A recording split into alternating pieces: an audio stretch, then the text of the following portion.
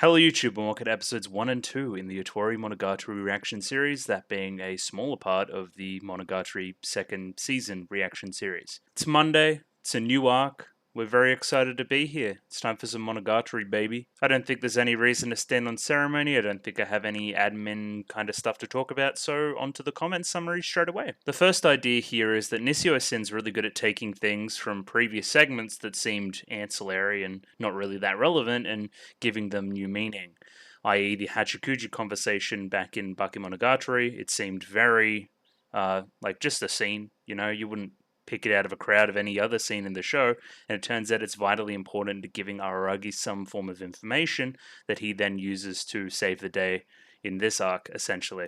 Or at least gives him a lot of info about what's actually going on. Yes, it is all very clever, but it's also like, you write it after the fact and then you seem really clever. It isn't foresight in that way, if you know what I mean. It's twisting something you already know and giving it new meaning, which isn't unwelcome, it's just different. Either way, these were comments by Gianbueno and Backslash. Have lots of stuff here about a Kyonshi and Jianshi, which are the same thing, just the Chinese and Japanese translations there. It's a somewhat ambiguous term that means kind of a cross between a zombie and a vampire, kind of. It's, ambiguous term between the two, kind of meaning stiff corpse when translated.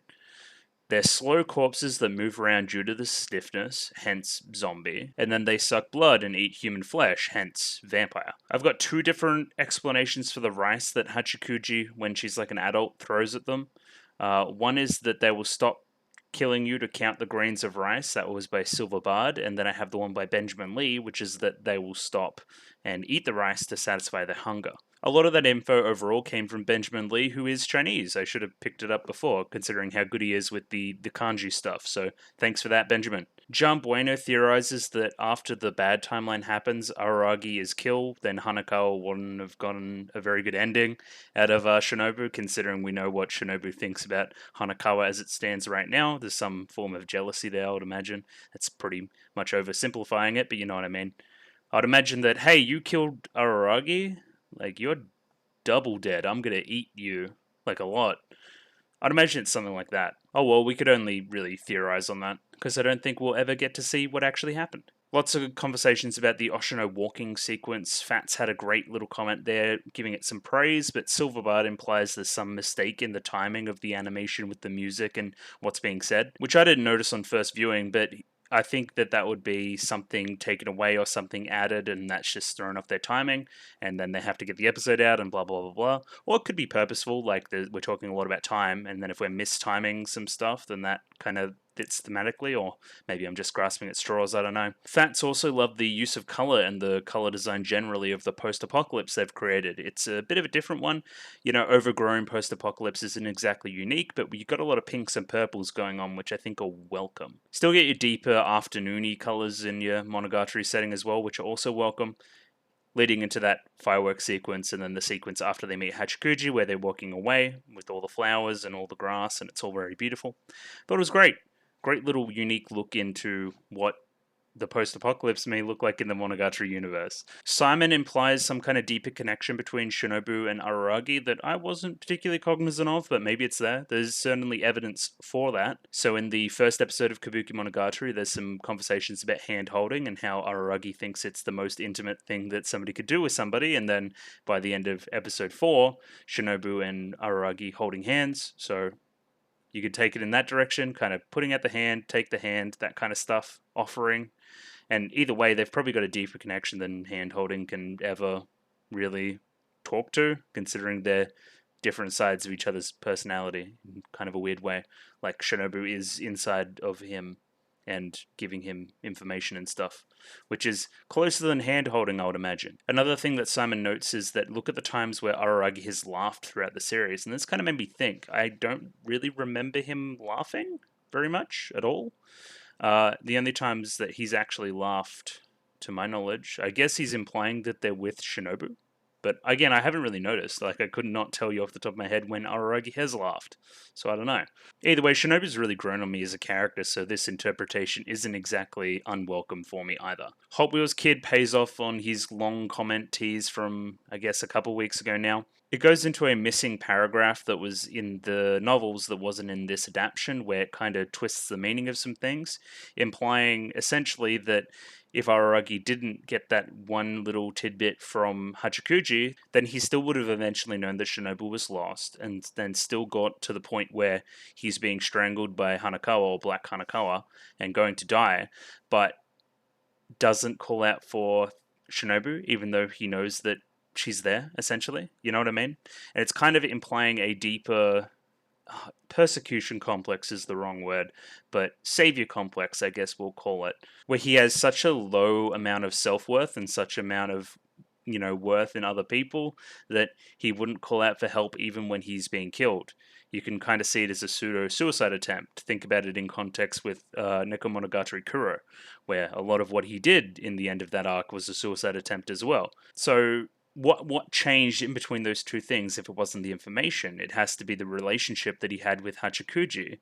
It wasn't that he didn't get the information from Hachikuji that one time, it's that the relationship that he had with her fundamentally changed who he was. That stuff during Mother's Day, as well as the other times that Hachikuji has poked her head in and spoken, those deeply changed Araragi to the point where he would actually ask for help in a dire situation like being killed. Again, that's not really doing the piece of writing justice. If you wanted a deeper look, you can go back and read that comment on the previous video. I thought it was quite good. Another general theme in the comments is some hype for Otorimonogatari. I hadn't heard hype about this part of the story before watching the show, so I don't know. I literally don't know what's going to happen, which is very exciting. I didn't know that this one was well regarded. I knew that certain parts of second season were well regarded. Maybe this is it, and certain parts of later in the thing, Otorimonogatari, may be well regarded, I believe. But I don't really trust popular consensus as it is anyway all the time, so it is what it is. We'll see what happens today. Matt goes into a few more of Hot Wheels kids' ideas here. If Araragi simply asked Hachikuji like he was told to by Yotsugi at the very start of the arc, or asked her, hey, do you like being dead? Did you prefer being alive? Are you happy right now? None of this would have happened. It's Araragi's savior complex gone too far. Without asking somebody if they needed saving, he goes ahead and saves them. So on his incredible shit. Again, tying that back into Hot Wheels kids' comments about, hey, low self-worth, he is willing to put himself out and travel through time to potentially change something about Hachikuji that he doesn't even know that she wants to happen. You know what I mean? Like, he's willing to put the world on the line to save some girl who doesn't need saving because he didn't even ask. He just assumed.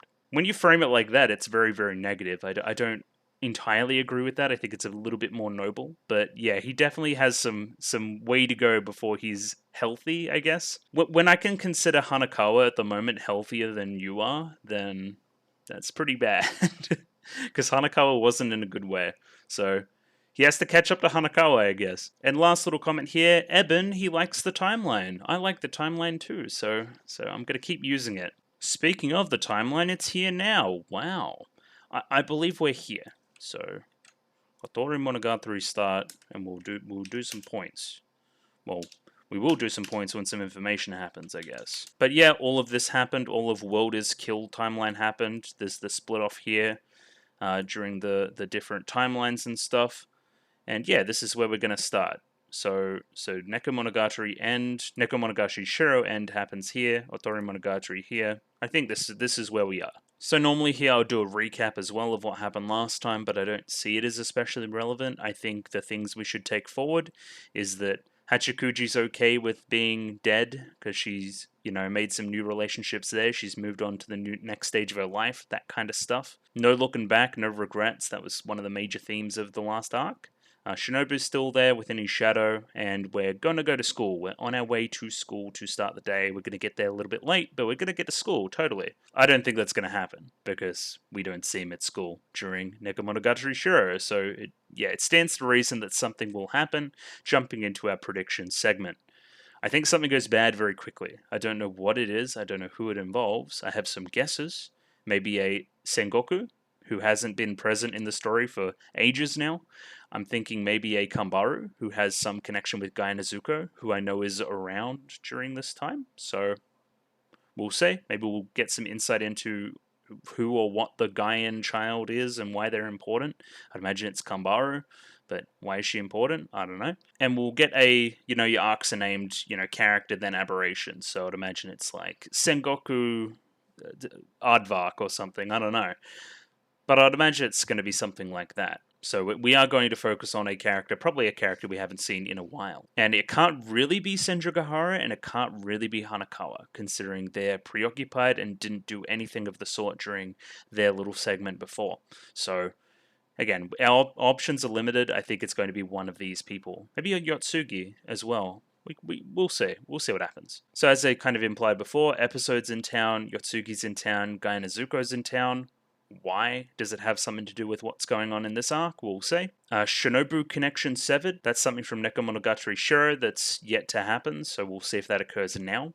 And text to Senjo and Hanakawa at some point during Nekomonogatari Shiro as well, so Araragi is at least well enough to use his phone. So I'm going to imagine that he doesn't time travel again, because that wouldn't make much sense. Unless we're going full Steins Gate. Normally in this time as well, I'll talk about Otori and what it means in context with Monogatari, because Monogatari means story, so what kind of story are we telling?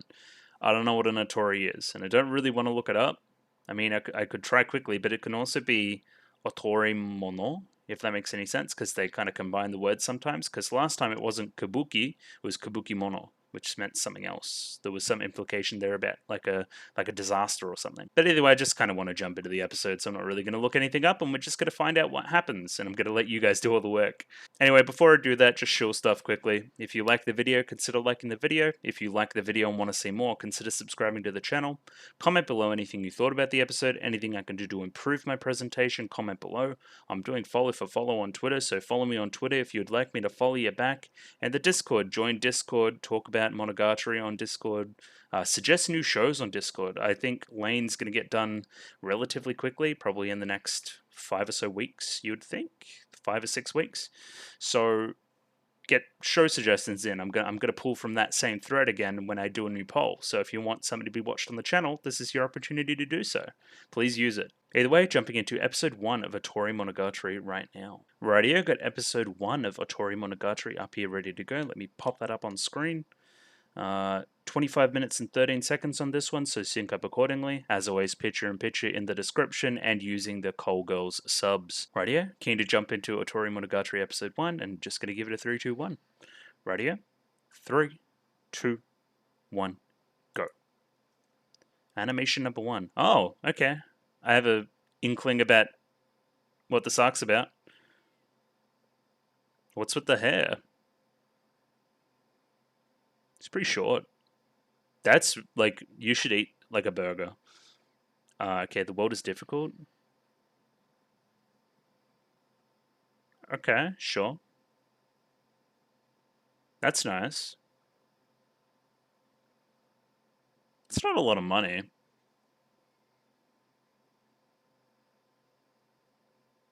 Okay. Alright, I'm gonna need to pause all that. Something about your body? Yeah, eat a hamburger. She's more based than me. She's really based. Hold up. Yeah, she has way better taste than me. I like purple though. Purple's a cool color. Yep, very true. Koyomi Oni-chan. Very true. Okay, 1 to 2 very quickly. Just kind of sitting. Yeah, what's with the hair?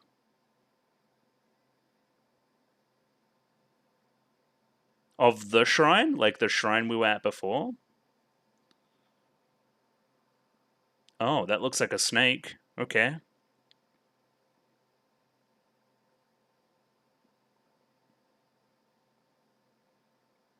Hmm.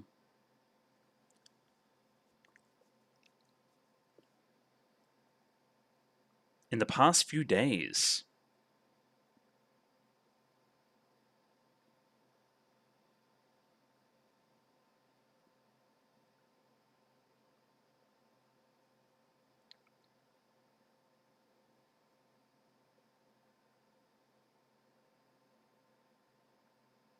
Yeah. It's the areas of grey.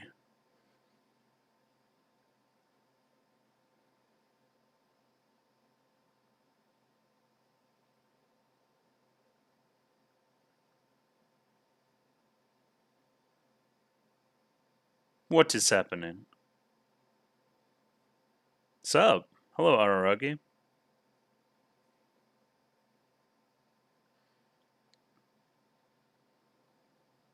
I'm here to exterminate you. Hey, yo. Yeah, he is. Ooh. Okay.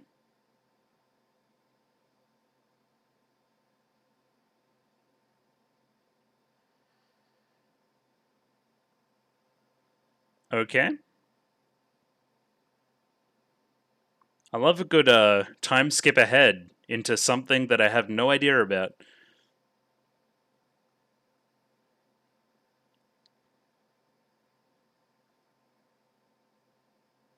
Hmm. It's me.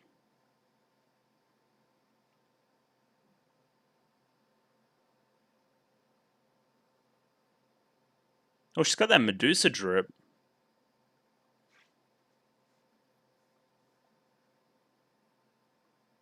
Hello, Shinobu. She's ascended to being an aberration.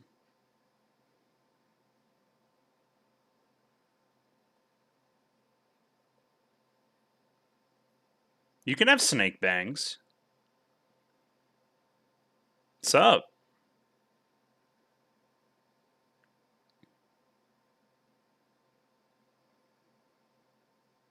We must destroy her. But that's not what Aragi does.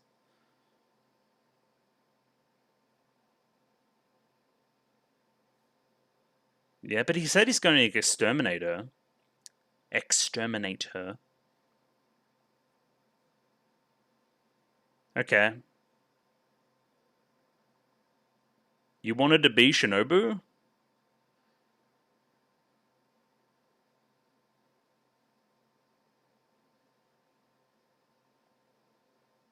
I don't know. We have to find out.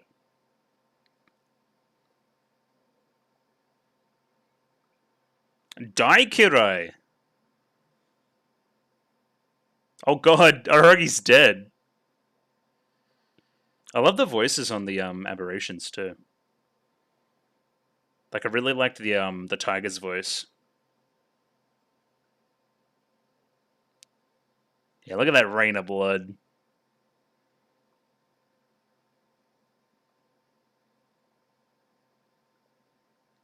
Yeah, it is kind of fucked up with no context. What's up? Otori. Mono. Gatari. Oh man, it's oh my god, what's it called? Circulation, Renai circulation. But two. But backwards. I didn't think it was actually going to be yet backwards, but it seems like it kinda is.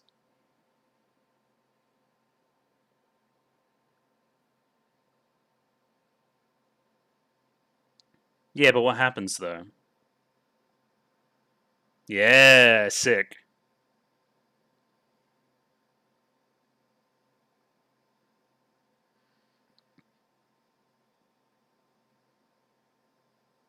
So yeah, we're using similar aesthetics and even shots in some cases. Yeah, very similar. But we're twisting it. Cool.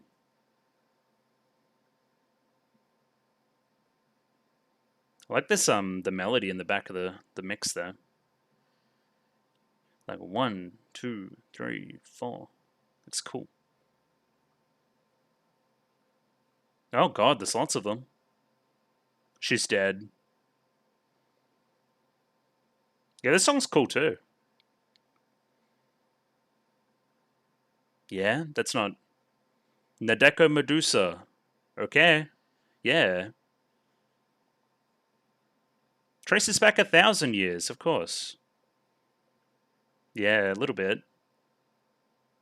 That was cute. I like that.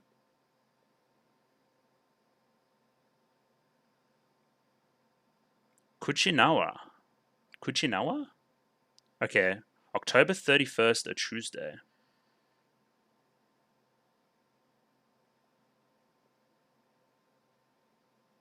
Okay.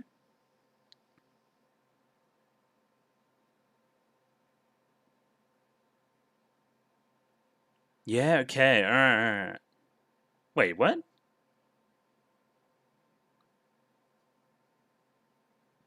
Sup? Is this Kuchinawa or whoever their name was, who is also Oshino? Orgi? What is happening? Or is this a different character? Sup? Sup?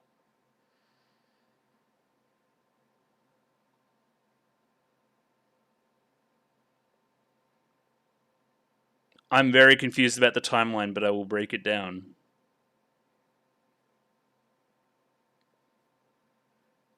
Why do you know my name?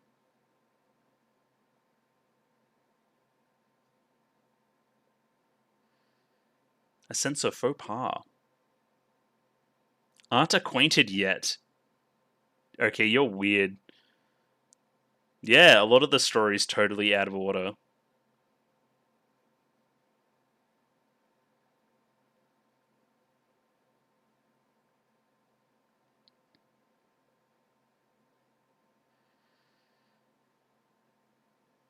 Thank you, Oshino Orgi. Yeah, like the old Hawaiian shirt man.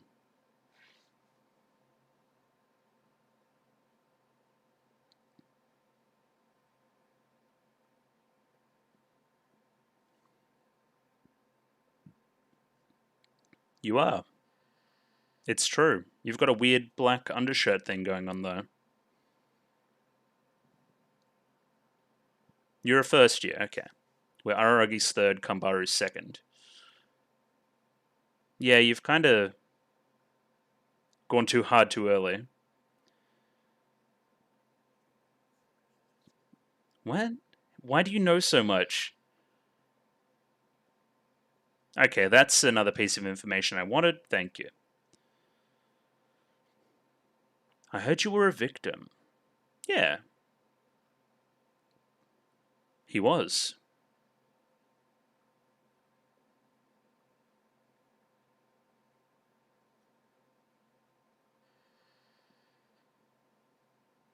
You reckon?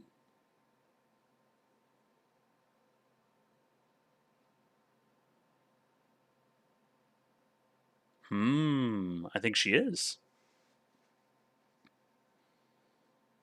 I like the sleeves. They're cool.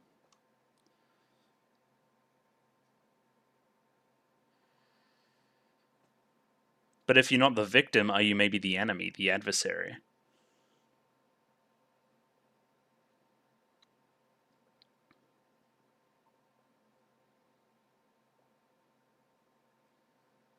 I don't think Orgi's ever been the victim.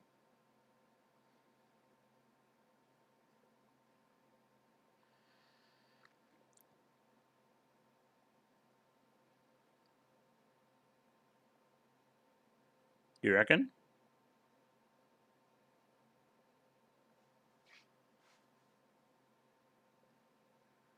From the beginning.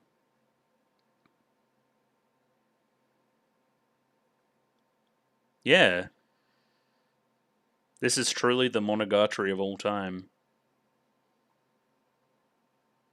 Yeah, you gotta have a story at some point. This is a little bit meta.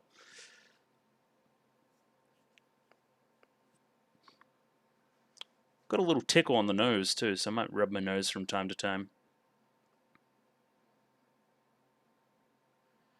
A lot of time had passed. That's a little bit weird. Time was stolen from me.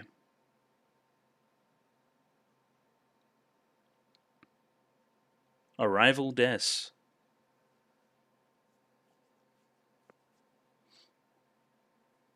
Oh, what's up? Uh, question marks? Who the frick? Somebody steal your shoes? Why are they so high?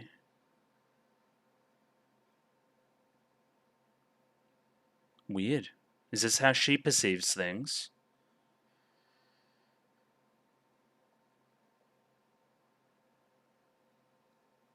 Okay.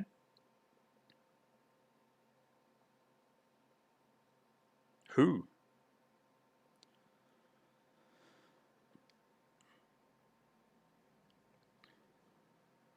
Okay, so he had kind of sent the class into a bit of a state. Okay. It is a safe bet.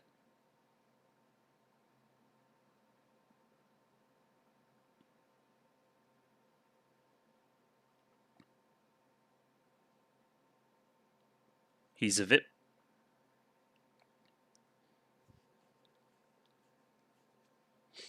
He most certainly did.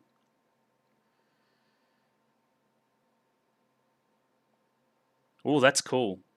That's really cool. No, don't listen to Augie. Augie's weird.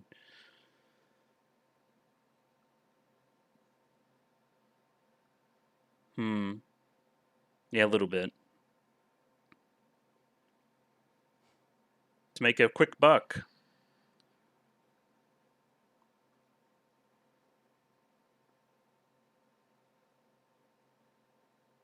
It was enough for him.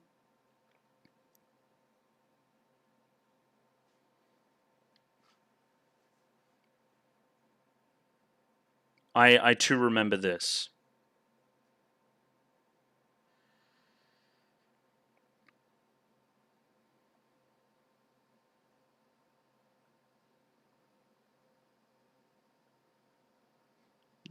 I mean, you're...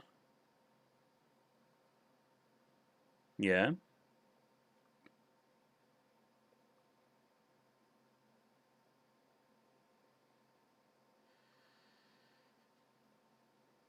Yeah. Okay.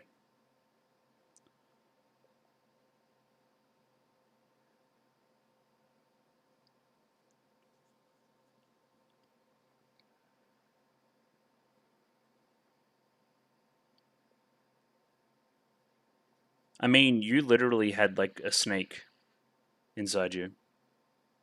Kind of. So everyone knows everything about each other.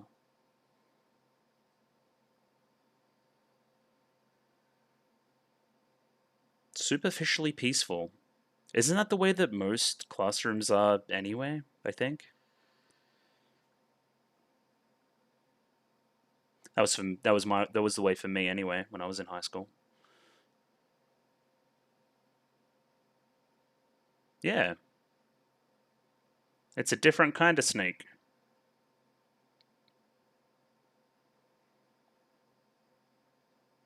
No, it just kind of shows up sometimes. I like that she's going to Araragi immediately.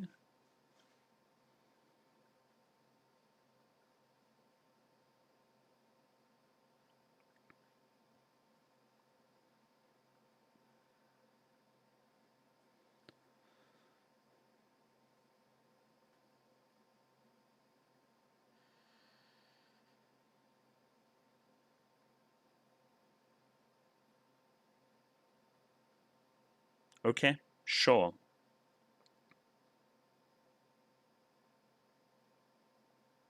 Regular body clock. Did she? Shinobu-san. Haven't heard that one before.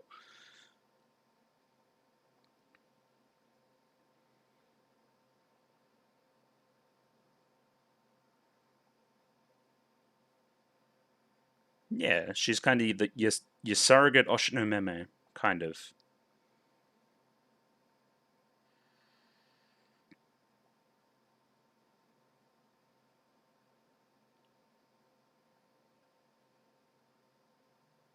Okay, what do you think about this? Going to meet Araragi?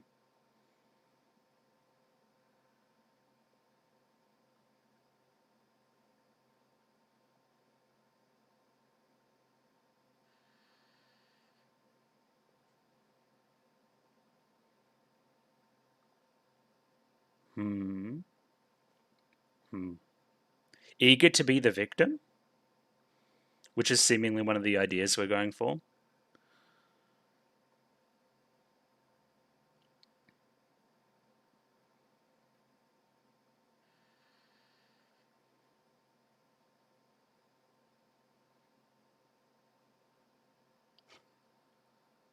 It's most certainly not. Okay. Yeah, great job. Very smooth. Ooh, a little snake around that too. Why are you seeing snakes everywhere?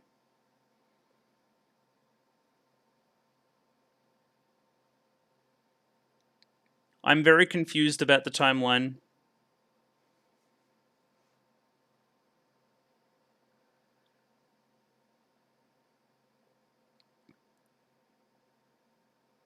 Well, you kind of explained a not so great situation.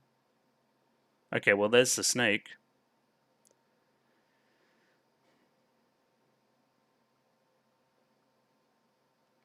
Thanks, snake.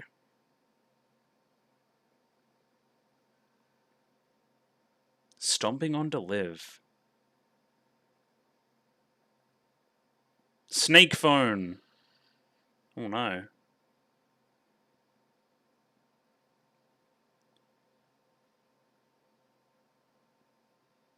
What you've been stomping on to keep living.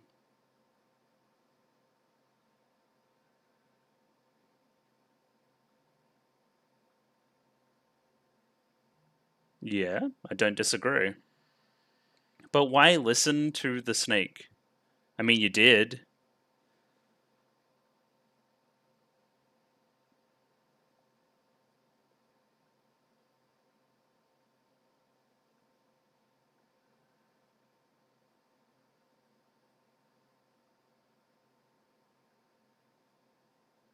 You did kill a lot of snakes. I do remember that. You are kind of losing it though. Yeah, maybe not that many.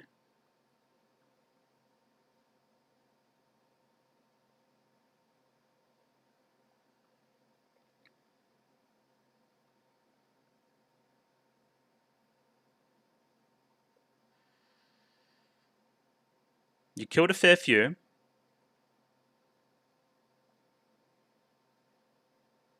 I stood there quietly to stay the victim.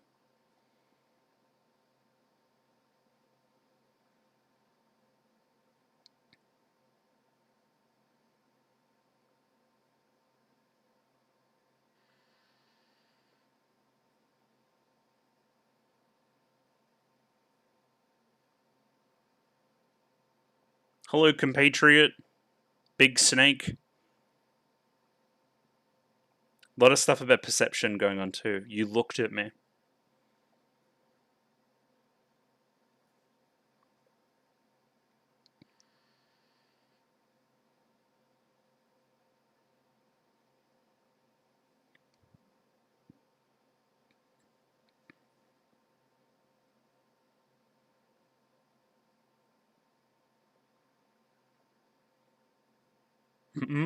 Massive slaughter.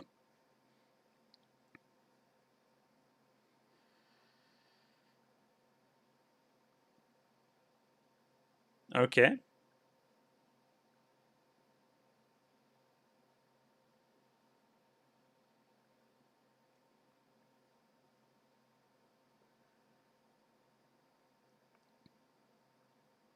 Or you just acting like that?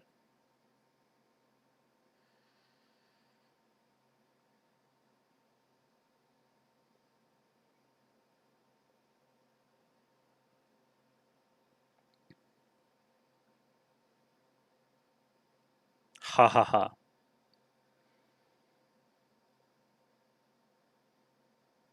Declining was even more impossible.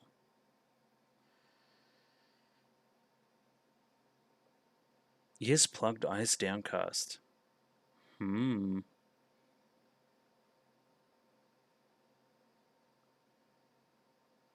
Yep. Okay, so this is Kuchinawa-san. Okay.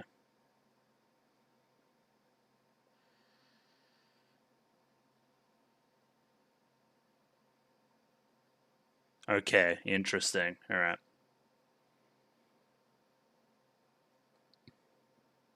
It doesn't matter what it was, you still said yes.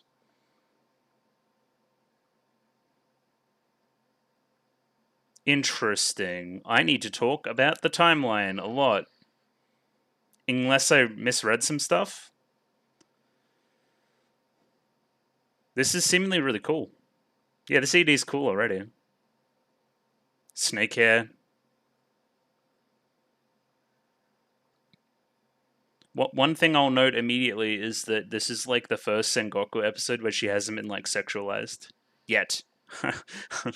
Always say yet, which is interesting. I prefer it as a direction. She's more of a real character now rather than just. She's kind of a plot device in the past. She's cute, and she had some more stuff going on. I remember in Nisei, the very start of Nisei. This is cool. This is like a submarine. Who's the captain there? Ugh. Yeah, kind of looked like a Shinobu. Just get her hair caught in the light. A submarine's very interesting choice.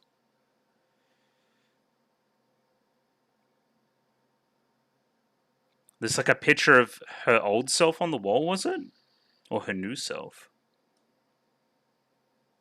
And falling. What's a falling?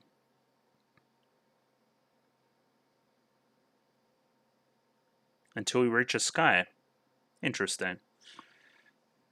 And yeah, we're still stopping doing these. Right here, going to jump into a quick little bit of analysis on episode 1 of Otorimonogatari.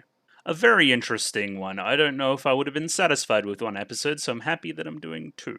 That's cool. A lot of setup. A lot of setup. We're doing the start of the arcs that have been in second season, where we talk about ideas a lot in the first episode. Ideas that'll come back later. And I think I'm zeroing in on this victim thing. Victim, and then eventually from becoming victim to enemy with Araragi by the end. There's going to be some change for Sengoku over this period, not the least bit physical as well with the hair. We do the typical Monogatari thing, which I've noticed that we've been doing, which is, hey, here's a bunch of teaser stuff for what happens later, and you're going to need to figure out why we get there. You know what I mean? So that was the way with the previous arc. We saw a bunch of flash shots of, like, why is Shinobu and Araragi surrounded by, like, zombies? And why is there, like, a seemingly older Hachikuji? I don't know. But that's your little teasers, right? So we got a little tease at the start. Araragi fucking dies. I'm pretty sure he doesn't die, but we'll say. Sengoku, what the hell's going on there? Who is this snake? Why is she in a destroyed shrine? Or not? The shrine's already destroyed, but why is she hanging out there so much? Why is she recounting all these different things about herself to herself? Why is Shinobu there? What frickin' time of year is it? Lots of different stuff. So now I'm thinking back on it. Maybe this whole arc just doesn't take place after where we were. Right? Like at all. It takes place in October, which is way after where we are. Okay, maybe that's the case. Maybe that's why some people were talking about doing Hana Monogatari before this. Maybe that's a little more chronological. We'll see. I don't really know what's going on. It's quite curious. I would have expected us to just go off straight after where we were, but we didn't. Okay. The timeline makes more sense. And now I can go here and go, hey, this was bullshit. It's actually like here. It's like way after the end of this, even. So am I stupid? June, July, August, September, October. Yeah, there's a full month there that we're still missing. Very, very interesting. If I like the use of the timeline, it's quite helpful. Thank you for telling me to do that. You should, if you're ever watching any other reaction people doing this, you should tell them to make a timeline. It is definitely worth it. Alright, I have fixed some things. Okay, so 31st of October, that's when we start this arc. That is actually a good... It's not a Otorimonogatari, no. 31st of October, that is 2 months after what happens here, like at least. And then I've written here, Nadeko goes to school, meets with Augie, converses about a bunch of stuff. She starts seeing Snake's places and talks it with Araragi. However, instead of meeting with Araragi, she is convinced to visit the shrine and help Kuchinawa-san, the snake.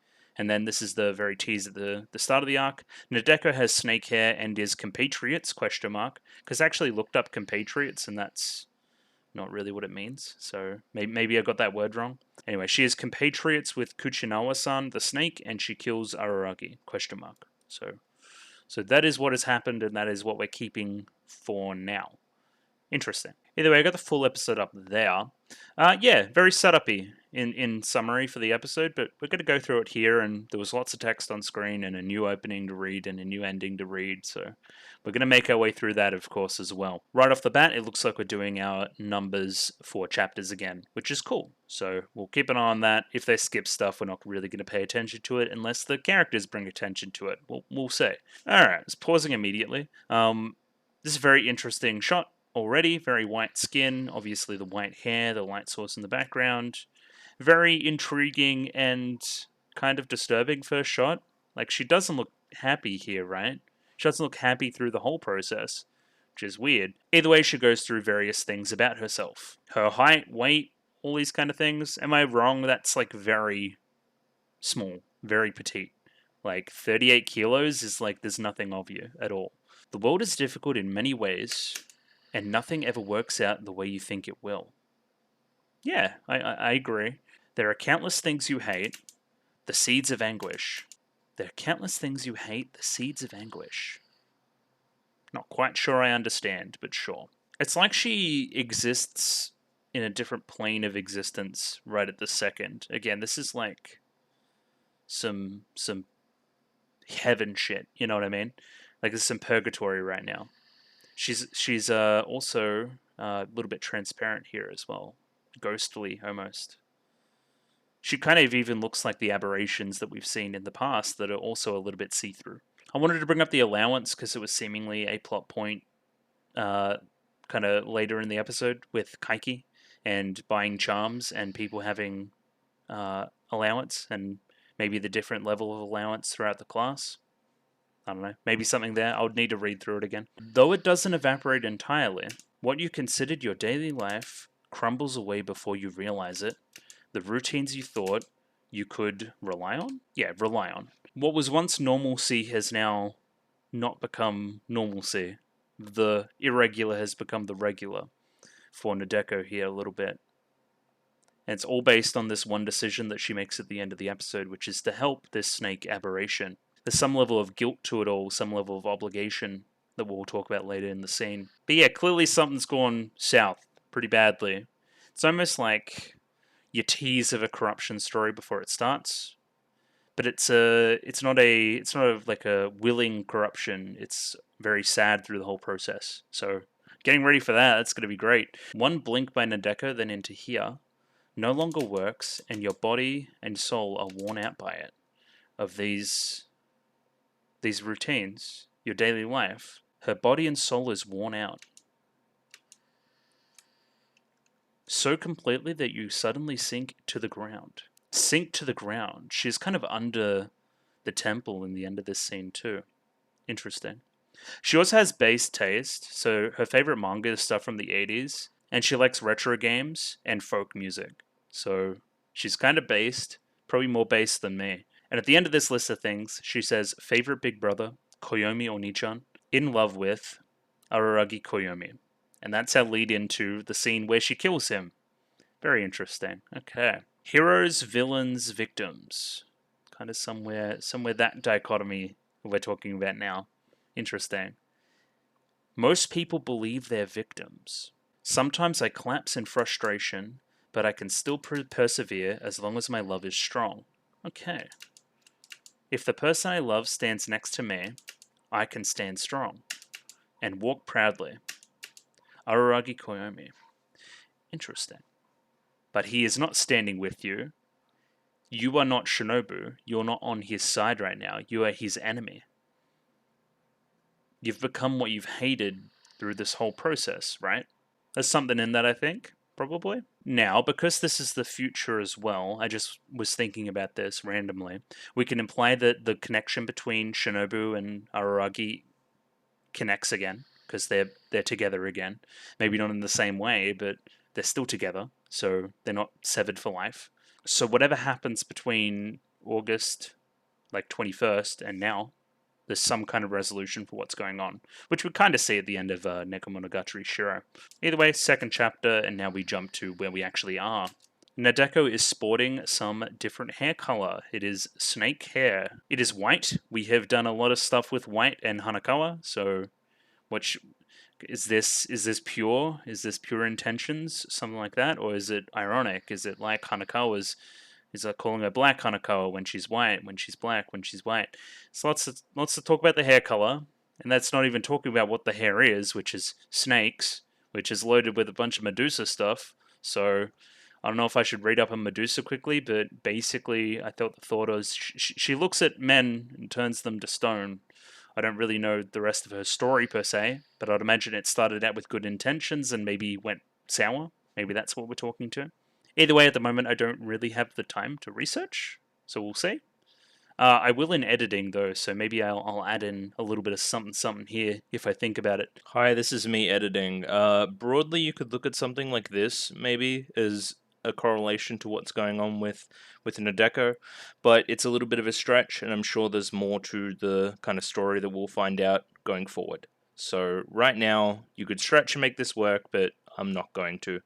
So she's sneaking around under the floor of a shrine, and immediately I thought of the shrine. So yes, that is where she is. And then we get our first view into this new character, who is Kuchinawa-san, essentially, I think, unless I'm getting that wrong. The snake, the corruptive, biblical corruptive snake. So if they saw me under the floorboards, they might think I'm a thief.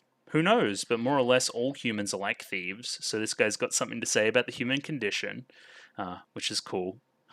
Go off. Each and every one of them only thinks about snatching others' entitlements. Humans are inherently bad. Humans are inherently greedy. Humans will inherently be selfish and only do what benefits them. So there's a little bit there with our whole duality about are humans inherently good or bad? Who is a fake? Who is a real? You can tie it into that a little bit. Of course, you felt that more deeply than anyone else in this world the past few days, Nadeko-chan, no? So you felt like your entitlements have been snatched, that all humans are inherently greedy, and I'm basing a lot of what's happened off of that. So we'll keep an eye out for that. Greedy people. Humans that want to take and not give. There's still some semblance of hope here. I think a lot of people aren't like that. If you're gonna say so, you should probably say there are many times they aren't like that. What did she actually say? A lot of people aren't like that. So there's a difference between a lot of people that are like that and the things they do. There's a difference between people, like who they are and what their actions are. Okay, is that what we're getting at?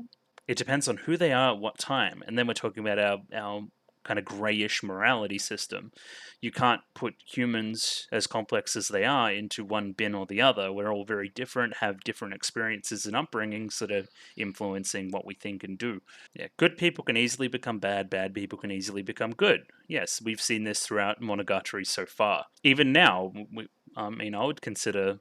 I don't really know much about Nadeko now that I'm thinking about it. I would have called her a good person, I think, right? At least not a bad person. And now, by the evidence in the start of this little teaser, she is bad. So I don't know. We'll see. Originally, I had some thoughts that maybe she was under the shrine the entire time as what we were doing, but obviously no. We're in a different time and place. You haven't forgotten, Sengoku, that all people can be good or bad. She's also sporting red eyes at the moment, which is a little bit loaded as well. We see a footstep approach. The pounding rain was disturbing our conversation, but I knew what he meant. Either way, Araragi blows up the entire shrine, kind of. Araragi says, "Hey, Sengoku. I wanted you to chase me here," says Sengoku's inner thoughts. "What's wrong? Look over here, Sengoku. I wanted to see you. And I'm here to exterminate you." Okay. So, well, this is a change for Araragi, to be sure. Like, he doesn't exterminate anybody. If anything, he doesn't let anybody die if we learned anything from Nadeko's snake. He doesn't even want the bullies to die, right? The bad people. He wants to save everybody. Koyomi Oni-chan says he is a vampire, so you've learnt about his occult status, which is cool. Somebody may have told you, maybe the snake even. Oh no, he says he's a vampire. Interesting. But looking at him now, you could say the healing powers were broken. Does this have something to do with the Shinobu stuff? Maybe, we'll see. Yeah, this part here is kind of insane. Like, you wouldn't be walking around if you had pain and your arm was like this. You would be writhing in pain. I don't care how cool Araragi is. That's a that's a bit funny. And apparently the one who put him in such a condition is Nadeko herself. So they've been fighting up to this point. Sengoku ran away and got Araragi to chase. Okay. There's also an implication here that Araragi is poisoned, so he doesn't have long to live as it is right now either. It could even be a metaphorical poisoning. The fangs you pierced him with haven't been pulled out, they're still embedded in him. Okay. Metaphorical, maybe? Metaphorical fangs. I don't know yet. And then she gets her Taylor Swift on, it's me, hi, I'm the problem, it's me, and starts to blame herself a little bit, and starts to fall into this enemy kind of idea, I guess. This enemy category, embraces what she really is, or what she thinks she really is. It was me, with no room for extenuating circumstances. I'm the one who hurt Araragi like this, the person that I love. Then I have to fight properly. Okay. Shinobu's here as well, which we didn't see before. Looks like she's fallen to being an aberration in heart and soul. No, in this case I should rather say that she's ascended to being an aberration. Ascended from being a victim to being somebody that actually matters. A little bit meta, maybe? I finally understand why Hawaiian Shirt Guy was so worried about this bangs girl. Or should I say snake hair girl now, because she doesn't have bangs. So did Meme have some inkling into what she was really? How powerful she could be, or how fucked up her emotional state was? Maybe he did. And again, this idea of ascending and changing. She's not the bangs girl, she's snake hair girl now. She's not nameless victim. She's now somebody that matters. I think that's what we're getting at. Shinobu warns Araragi not to hesitate in this upcoming fight. And Araragi reiterates this. Yes, I know, she's my enemy and your meal. Go ahead and eat her, Shinobu. They both jump in. And Sengoku says, I'm jealous. I actually wanted to be in that position. I wanted to be where Shinobu is right now. Next to Araragi. On his side. Fighting with him. Not that he's fighting for me, that I'm fighting with him against a common enemy, but instead chose the wrong path and became the enemy herself. I don't understand. I wanted to be at Koyomi Oni-chan's side. A lot of I don't understand coming up, lots of it. But why is Nadeko? Why am I? Why have I become Koyomi Oni-chan's enemy? I don't know. That's kind of the that's the thesis statement for what we're doing right now. Why have you become his enemy? It seems that you're being manipulated somewhat by the snake, at least in now later scenes in this episode. But why is the snake appearing to you at all? It's always got something to do with your internal state, whatever the aberration is. It doesn't just simply corrupt somebody for no reason. Either way, she uses 6 snake powers and kind of goes crazy. Even drops the Daikirai, which is, if you don't know, very, very hateful. Extreme hate. And yeah, she pierces his heart and kind of murders him. Again, this is like a pretty typical little teaser for something. Maybe he's dead here. Maybe this is the end of the series that we're jumping ahead to. I don't know. Maybe. But I have my suspicions that maybe Araragi's going to be okay in the end. Either way, the snake is still here goading her on. She broke the heart of the man she loved. Like, literally. And it starts raining blood and she starts laughing maniacally. I'm sorry, it's just so funny. Why did things have to end up this way? And yeah, she's kind of vamping too. She's gone crazy. She's putting on her villain costume a little bit. Reveling in it. And still asking this question as to why it occurred. Very interesting scene to break down. I'm happy I went into as much detail as I did. I think, yeah, I'm on the right track with the themes, which is nice. And now a new opening. A lot of the visually is copying, straight up, like stealing stuff from Renai Circulation, which is cool. It's talking to a difference, right? You're comparing and contrasting two things, and we're going to look for differences there. Like the most obvious one is right at the start. So normally you'd get your se no here, and all that. Instead, no color, all silhouetted. even to the point where we're doing a very, very dramatic photo negative here. Very cool. Like a little bit cheesy, but I kind of like it.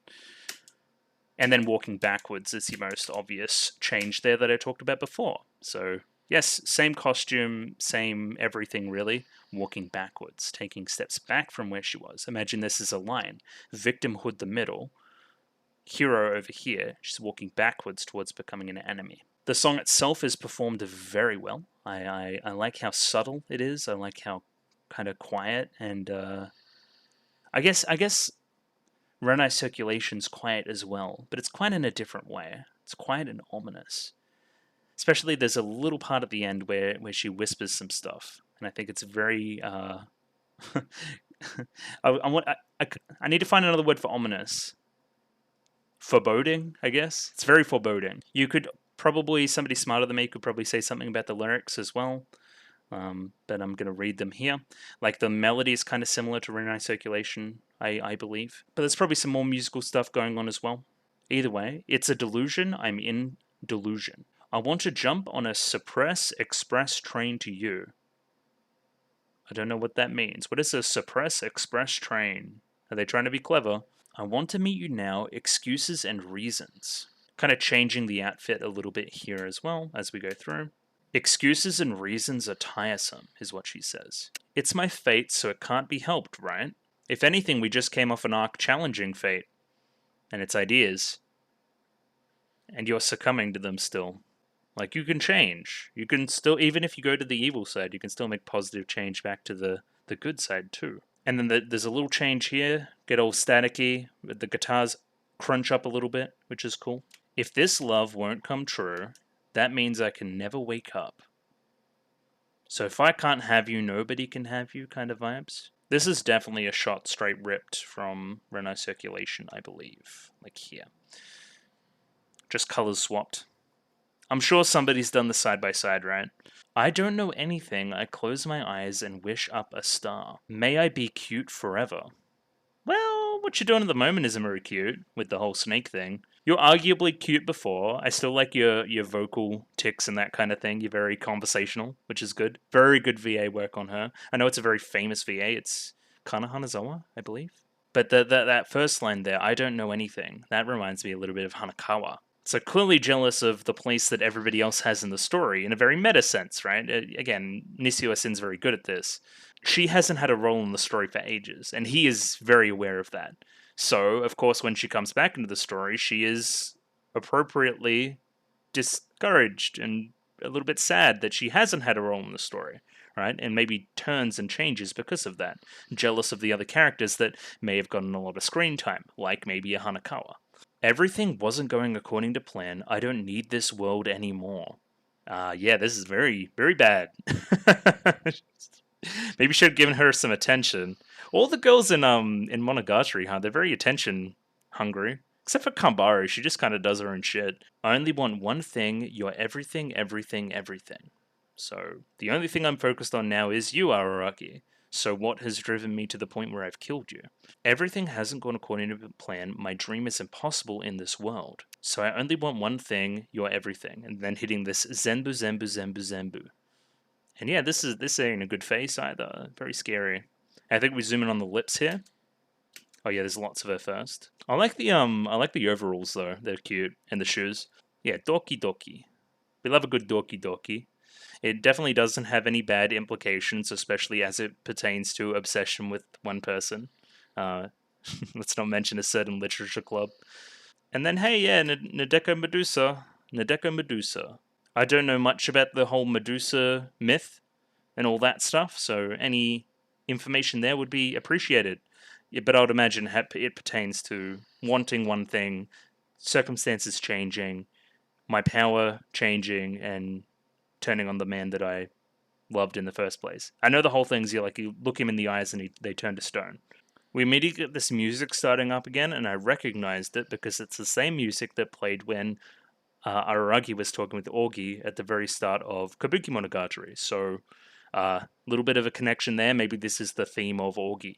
Either way, this story traces back 1,000 years. I don't know what she means by this, but sure. We get a nice visual here of all the pages passing past. And then this is what I mean, very conversational, very cute. Am I tracing it back too far? I figured. And it's like in this very jokey tone. Like little nervous laughter, like, oh, I'm coming too hot too quick, right? I need to scale it back a little bit. I'll trace it back to the day that I met Kuchinawa-san, which is where it becomes important. On the 31st of October, very important date, it indicates to us that this isn't when we think it is. It isn't immediately after Kabuki Monogatari. I also forgot that it's Halloween. Yes, you're very right, it is Halloween. Yes, the 31st of October. That's a little bit fun. Getting a new snake friend on Halloween. Nadeko says she's always depressed on her way to school. Ever since June, ever since Bakemonogatari, ever since what happened during June, which is the whole snake thing, the class has been depressed, and then we talk about that a little bit later in the episode. That's why she goes to school so depressed all the time, right? That's why every path to school makes her depressed, because school is depressing. But again, we'll talk about this in greater detail. Now, we get a very Monogatari scene of a character rushing around on a bike and then tripping, but we get some weird effects in the middle of it, and instead of falling, like maybe an Araragi would, or maybe a Kambaru would, there's even a little sound there like we're almost reversing time. Either way, it looks like she... Okay, I'm going to break this down. It's going to sound really weird and really like I'm going crazy, right? But I think that... Here's her thought process. I'm going to crash the bike...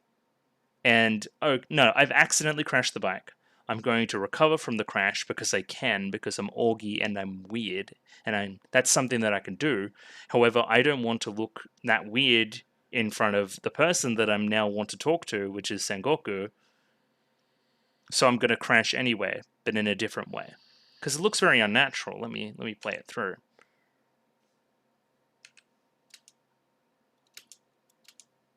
Like from here, right? So she goes to brake, into the air, goes to do a flip, goes to land back normally. No, she kind of lands fine. Okay, never mind. Maybe I'm being stupid. But Augie just freaks me out. It makes me think that she's got some agenda going on, with some lines that we'll see later.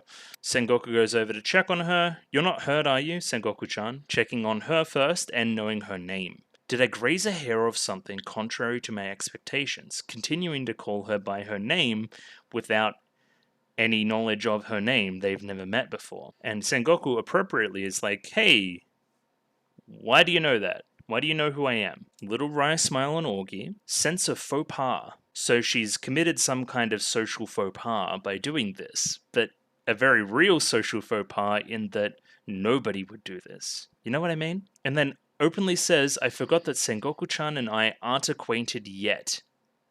Like, there's some weird stuff going on here, right? Definitely. Especially in context with what she said about the traffic lights in Kabuki Monogatari, before we started talking about time travel. I don't...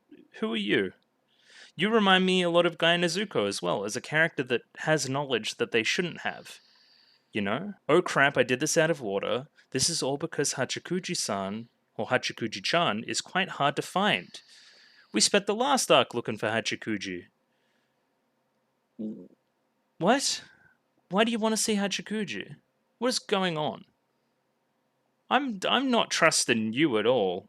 Based off character design alone, but also, like, you're weird. You know things that you shouldn't know. When she says this, has a lot of meme in it, which I find quite funny. We find out later in the scene that she is in fact Meme's niece, so that is another connection to Sengoku as it stands right now. And then she says, how should I laugh this off? For now, with this girl, just mentioning Araragi-senpai's name should do the trick, right? What do you mean? What do you mean, for now? And she does just that. She introduces herself as knowing Araragi through school, and therefore knowing of Sengoku. Sengoku's still really nervous. Oh no good, I totally screwed up from the outset. Like, you were supposed to do this whole thing very differently. This whole interaction. Oh well, the case about Sengoku-chan is basically a side story anyway. What? It shouldn't end up like Tsubasa-senpai staying at the Hanakawa's house. What? It shouldn't end up like Tsubasa-senpai, so Hanakawa Tsubasa, staying at the Hanakawa's house. Yeah, of course she would stay at the Hanakawa's house. She's Hanakawa. Am I wrong in this? I heard you were a victim. I'm sure it was because Kaiki-san was involved. Yes, You do. Yes, that was what happened. How do you know that? It is rare to see somebody that is purely a victim get an aberration, or receive an aberration. And this is the second time in as many arcs that we've had Augie introducing one of the main concepts of what we are going to see.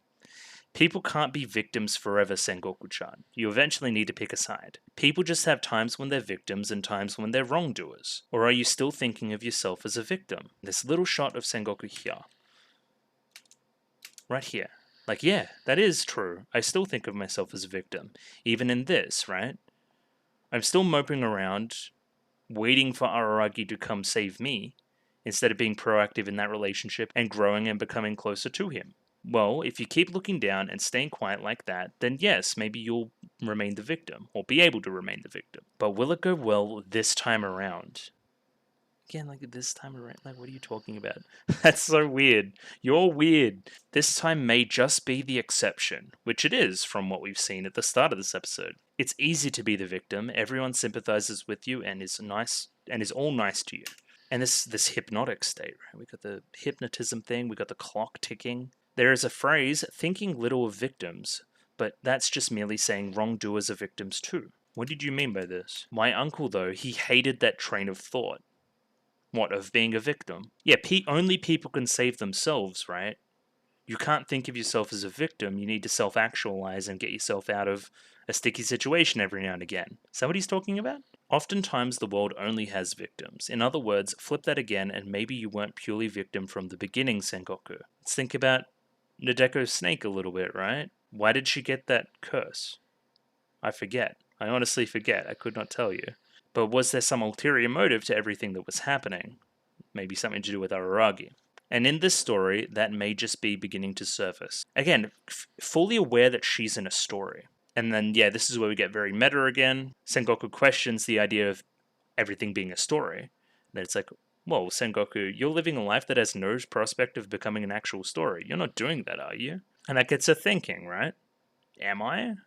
And it gets us thinking, right? Well, she hasn't been in any of the stories so far, so she mustn't have been relevant, right? She must have been doing this, literally, because there has been no stories about her. Even the story that starred her, she was merely the victim. She didn't propel the narrative at all. She was simply somebody that needed saving, and it was more about Araragi. It's an Araragi arc in disguise. I've said that before. This is the first actual Sengoku arc. I think that's what we're getting at. And then she rides off into the sunset, and then there's some time stuff going on with the conversation that she had. A lot more time passed than I realized. It seemed short, but it was actually very long. Maybe that has something to do with the whole hypnotism thing. Is this where the snake starts to manifest? Maybe. It's all in her head, that she just needs to look at it. The snake has always been there. There's something going on. Lots of ideas. Lots of ideas. I could talk about this forever. But I've been recording for 50 minutes already, and I'm less than halfway through the episode, so we better actually get a wriggle on. Either way, this is the first time we see the snake appear. She goes to reach for her shoes that are very high in the old Footlocker situation, right? Because, you know, they're middle school students. Not all of them are that tall, but I digress. And she sees a snake around her hand. It kind of hisses and disappears. She grabs her shoes like normal, but everybody around her has this filter over them. There's still this kind of weight on the class, right? Something has changed. Everybody's merely keeping up this happy facade. Deep down, they're all still very depressive. We get some amazing stuff here. So she continues walking this way, and on the surface, it's a very easy shot, but then we play with it a lot and it becomes very cool. Either way, I like the design of the school a lot. I think it's the first time we've been here. And yeah, it's different vibes to Naoetsu for sure. I like the blues. I like how it's very cold. It feels like a newer building, somewhat. Where Naoetsu is often painted in the afternoons on a lot of yellows and oranges. Either way, the class is still in a depressive state due to Kaiki selling these charms and turning people on each other and setting off these curses to begin with, the constrictor snakes and all that kind of thing. I like the kokaku desu, or she initially says that's an easy guess. It's a shoo-in that it's probably Kaiki's involved, right? But this is what I mean with the VA work. It's very casual. It's very, like she's trying to entertain herself in her own mind, right? That's something you would say to somebody else when conversing, not within your own head, you know?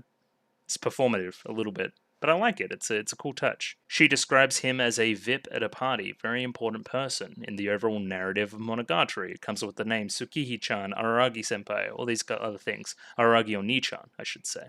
That he's the one who left the biggest impression in my life. My life deviated greatly because of him. It went off its path and then crumbled apart. And then we get this visual of her body crumbling apart, different segments going different ways, right? Or perhaps, thinking on Augie's words, this makes me sound like the victim, so maybe it's had an impact on the environment around me, which is subsequently impacting me. And then this very red frame, very quick, I can't stomach these victim mentalities. A very, very big change from the start of the episode already. And then we get the environment moving, doing the same thing that her body did before. Very clever. We're using, the same walking pose to the class, depressive state, and changing the things around it to describe what's going on in the dialogue. Very Monogatari, very cool. She goes into a little bit what Kaiki did back in the day, the fraud to sell fake magic charms to all those students after the constrictor, and then selling constrictors to other people, and blah blah blah blah. He was basically like judge, jury, and executioner. He controlled each part of the. He sold both the sickness and the cure. You know what I mean? He was getting profits from both. It was not a big profit because it was off middle school kids. Quick, small profits, get out of town, move quickly, that kind of stuff. A few kids splurged, and he responded with more powerful stuff, of course. That's why the Fire Sisters went on the move. Okay. I don't quite understand this. Apparently, because of all these charms getting sold, there was some level of knowledge about how everybody feels. And that was spread throughout the class very quickly, and then everyone's just playing nice despite knowing what everyone's thinking on the inside. Hence all the depression, nobody has any secrets. I don't quite get that, but sure. Basically, she describes it as everyone's pretending to sleep, right? So nobody says anything to each other, they're just, openly polite acquaintances, that kind of thing. There's no rambunctious middle school activities going on. And these zooms on the eye, right? This is very Medusa vibes. Nobody could talk from their heart, a class that is only superficially peaceful. And this is causing her depressive state, and everyone else's depressive state, and the want to not go to school. But either way, these snakes keep showing up in her vision. I think she does something very smart here and immediately goes to Araragi. Hey, I see some snakes every now and again. I think it's an aberration. Can you help me again? She notes that it's a delicate response from Araragi, and that she can't talk quite properly on the phone to Araragi like this. Aragi's immediately concerned with her, which is nice. Immediately believes her too. I can think of a cause. Maybe the hypnosis stuff. I don't know. Maybe it's been inside her all along. That's the whole thing. She just needed a change of perception. Either way, what she's describing, it doesn't seem especially urgent, especially if she's not getting hurt. So let's wait till evening. So I'm going to get to meet with Araragi during the evening. But it's also to wait for Shinobu to wake up. There's some question about eating the snake or not eating the snake. It seems like we've decided by the end to eat the snake, so I don't know, we'll see. Either way, Shinobu needs to be present because she still has some knowledge sustained from Oshino, essentially. Oshino would just be randomly rambling about things and she would listen, so she has some level of knowledge there. Araragi tells her to go home and wait for me. Shinobu usually wakes up around 10 PM, so plan on it being around then. And then a little slip of the tongue here. I'll look forward to it.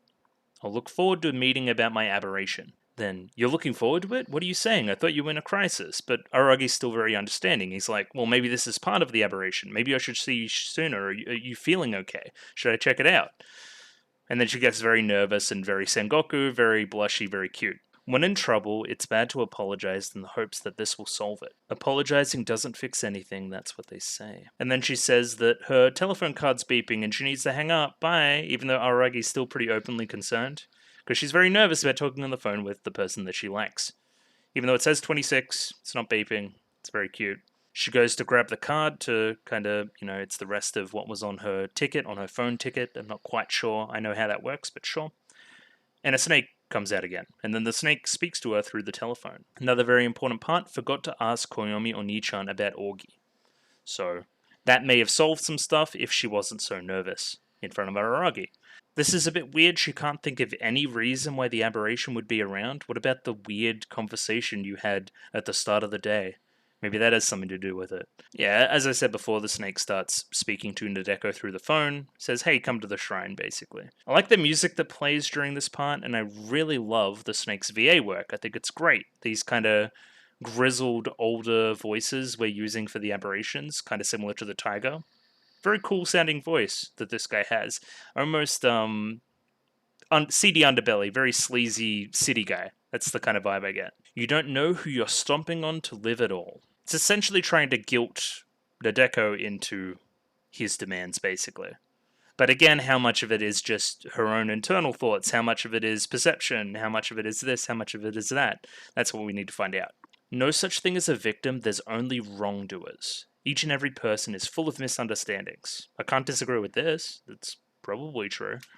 Nobody's completely clean. Nobody's like Hanakawa, you know what I mean? Either way, Nadeko gets a view into all the dead snakes on the tree, and it reminds her of what she did back in June. No screams, nothing like that, because you did this. You know exactly who created this nightmarish scene from hell. Yeah, it's you. There's lots of dead snakes. You killed my brethren. Why'd you do that? So I guess this is showing that, hey, you may have thought of yourself as the victim in all of this, but you are still transgressing and performing wrongdoings against these snakes, right? Don't you feel bad? No, not really. I was at a pretty desperate spot. But I mean, Nadeko's not going to think that, right? Maybe I could have cast down my eyes to stay the victim. I wonder if that would have worked out. Interesting. Okay, and kind of perceiving that scene with Augie before. If you want to atone for your sins, I have something for you. Take off that blindfold and look over here. And she does exactly that. And sees a giant snake. You looked at me. You looked over at me, Kuchinawa. Okay, so this is why I think perception is very, very, very important to what's going on. You stopped taking off the blindfold and playing the victim. You saw what was actually going on, what the world is really like, and you see something like this. And now I want to bring up the word compatriot, because it actually is there in the translation, and I'm wondering what the translation is in Japanese. Compatriot means of the same country. So you and I are now of the same country, of the same nation, of the same school of thought, right? You're now my partner. I'll have you atone. So does she apologize? Should I apologize? Do you want me to apologize? In times like this, people ask for forgiveness. They don't ask what they should do. You don't feel any badness about it, and it came through in your dialogue a little bit. If you feel any sort of guilt after killing the snakes today, or not today, back in June, I want you to listen just a little bit to the favors I ask of you. Or would you prefer me to put it like this? Please save me, Nadeko-chan. I thought he was asking for the impossible, but declining was even more impossible. So you put in a lose-lose situation. She says that she will help. Ears plugged, eyes downcast. I'll help. Just for a little bit. That first step, right? To what we see in the future. And from that first step, everything was determined, right? All the way back to the start of the episode where we see her killing Araragi, becoming the enemy. Even if I knew what Kuchinawa-san wanted me to do back then, even if I knew everything, the me from back then still would have made the same decision. Because that's just who I am. I got forced into it. I'm too meek. I didn't make the decision. I still wanted to play the victim in all of this, the person that was willingly being pulled along by the snake. Nothing would have changed. Very, very, very interesting. To think destiny would not have changed. A story as such is nothing but a story. Again, like determination in story. I am part of a story now. I need to follow my path through it, right? I'm merely an actor playing out what is happening on screen, what I'm told to do by the directors, right? Something like that too. And yeah, the future where I fight Koyomi Oni-chan to the death is inching ever closer. And then into the ED. Very interesting episode. I talked about it for way, way, way too long, which is cool, because I like talking about Monogatari, but it means I might have to rush through the next analysis segment a little bit more. Either way, ED quickly to have a little look at. So seemingly have the same art style on all the EDs again. And we have Snakehead Nadeko going on a little bit of a journey. See lots of different stuff up here too. Lots of familiar imagery from different arcs. There's a very provocative pose that she's in for a lot of the episode too, a lot of the ED as well, which is quite funny. Oh yeah, and of course the lyrics. I will always remember your voice forever. I ran to you on this path, we admired the sky here. And here we spent the time of our lives, as we do this imagery where we're sinking down, down further. Are you going to laugh or are you going to stay angry? You'll probably be angry, but I just can't give up yet. I can't read today. I don't know what the context here. Again, the EDs are normally a little bit more to think about it a different way. It isn't literally character POV. Time and time again, I simply just want you. As we see this forlorn Nadeko in this submarine, just along the ocean floor, basically. Just passing time with different stuff. I want to be deceived by a lie. My feelings are so chaotic. So please forgive me. Yeah, it tracks. Tracks for a lot of different characters in Monogatari. I want you to know that in the past, the despair you found me in, or in me, was real. That's great. Don't forget that. That's not very happy at all. But it's sang in this very hopeful tone. Weird. The song's really nice, though. Yeah, cool ED. Very cool ED. And very cool episode. Yeah, right there to the end. Yeah, I'm going to jump into the next one relatively quickly, but obviously there was a lot to talk about. I talked about it for probably too long, so we're going to jump into the next one now. Rightio, got episode 2 of Otorimonogatari up here ready to go. Let me pop that up on screen. 26 minutes and 40 seconds on this one, so sync up accordingly. Just going to give it a 3, 2, 1. Rightio? 3, 2, 1, go. Okay. Okay, then you don't see the white snake anymore. Okay.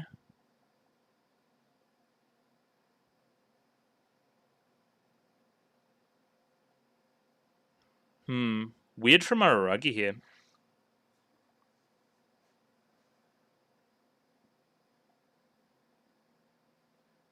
Great. Yeah. Yeah, you did lie. Like, straight up.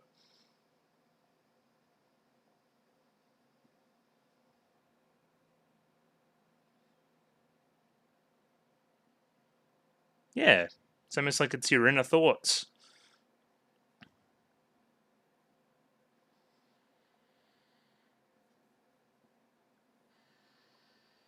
It was stage direction. Great.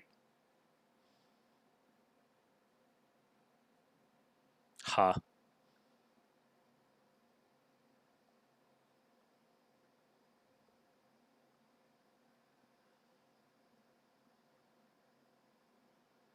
Forsaken for a while now.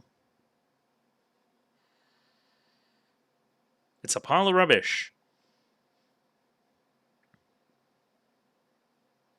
How could I make up? What would you like me to do? Find something. Your corpse. Okay. Whatever you say. And then into the opening. Yeah, I'm sure, as I said before, there's some fantastic side-by-side video for these two. There has to be, right?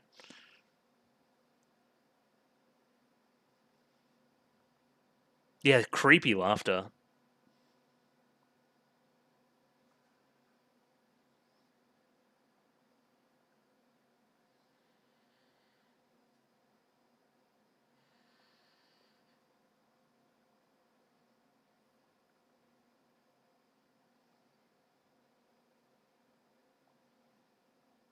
It's my fate, so it can't be helped.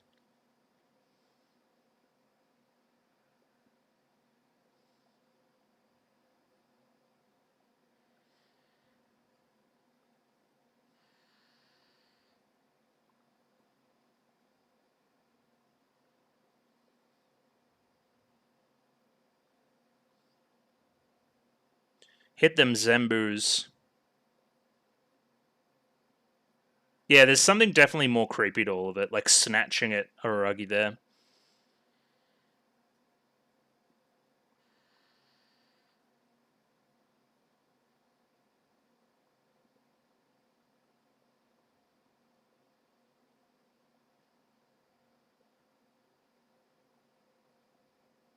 Great. All right, what do we need to do? Find that corpse. It's the 1st of November, baby. Where are we? What are we doing? Is it still Nadeko POV? Yes. Seems a lot happier than the other morning. How many hallucinations I see?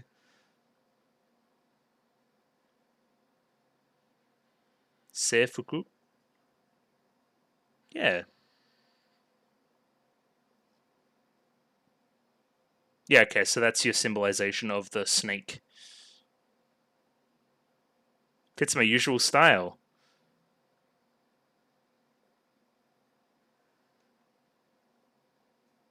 Okay.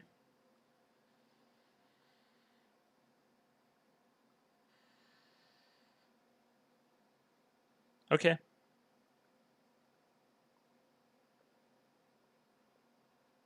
It's polite. It's the rules. Everyone does it. Yeah. Oh, the shadow.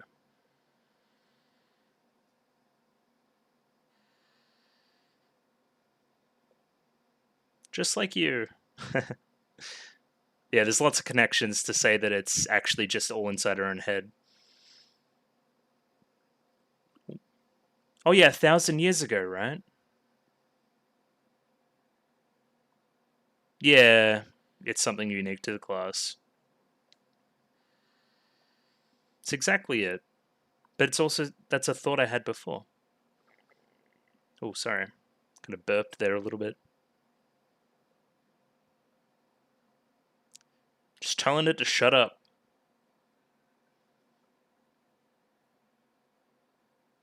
Yeah, just like me.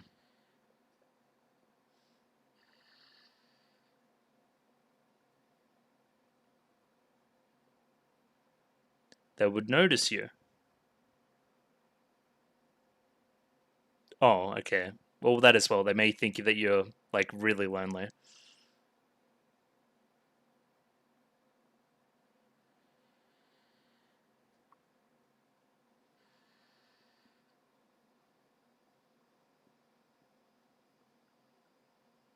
Oh, like a almost DNA.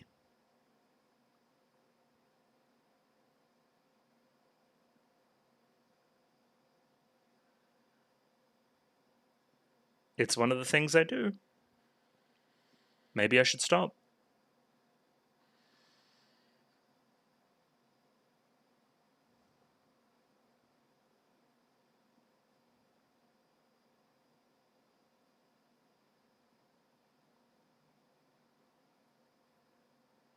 Yeah.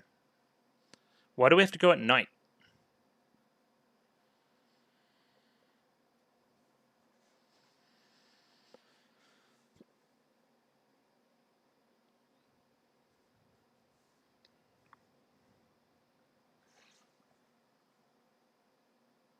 Thanks.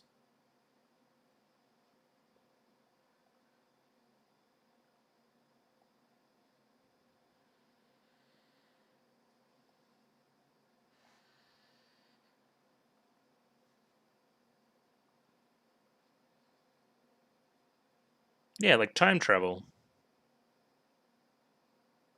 There's lots of text.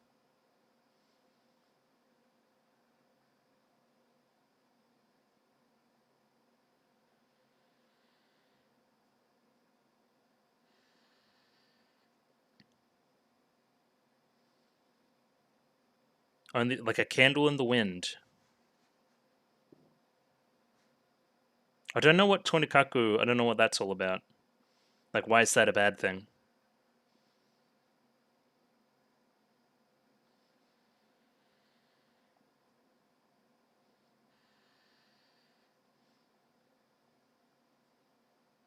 At least he's up front.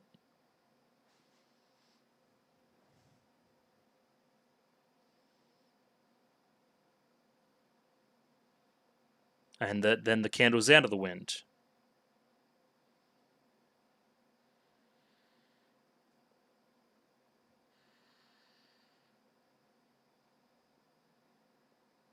Well, he's not very helpful.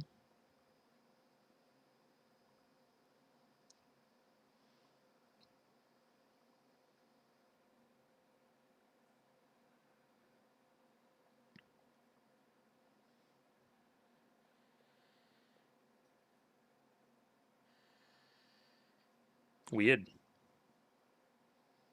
Assimilated with me.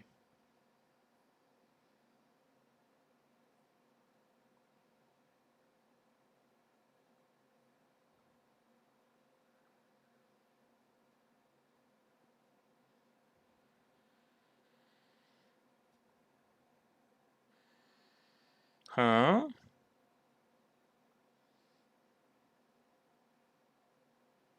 Because I don't want to raise suspicion Okay. Interesting. Yeah, he would still be. That's what he would do. That's what Aragi would do.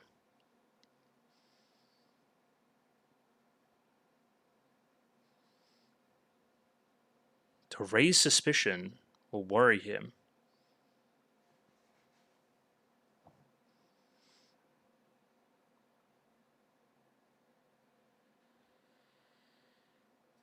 Yeah, you still like him. I don't want him to worry about me. But you do, though. Kinda.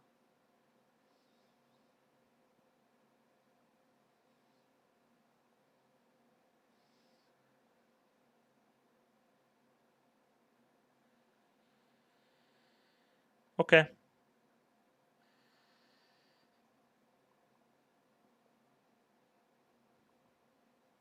Ah. This guy's kind of evil sounding.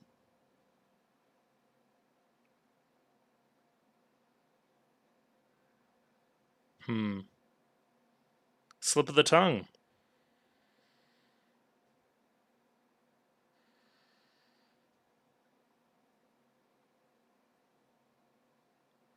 What'd you ask to do? What is this? Somebody push this teacher down the stairs. I didn't know that you were class pres. Okay. Yeah. Surprise to me.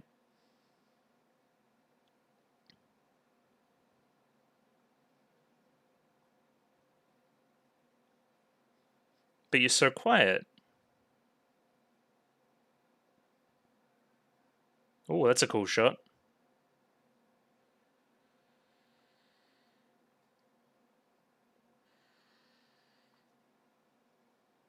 I see. Okay. Something about being the victim there too.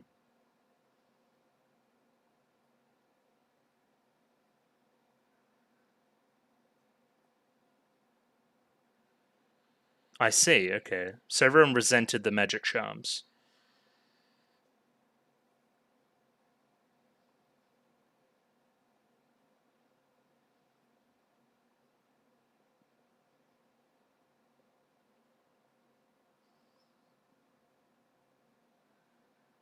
Yeah, what did he want of you? Oh, weird.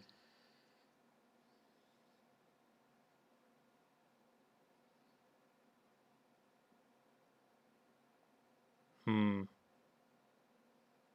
The atmosphere of the class. How are you supposed to fix that? Exactly.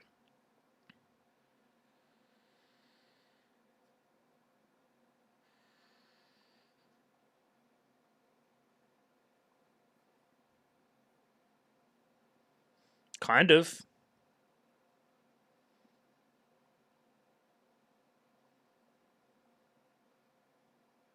Ah.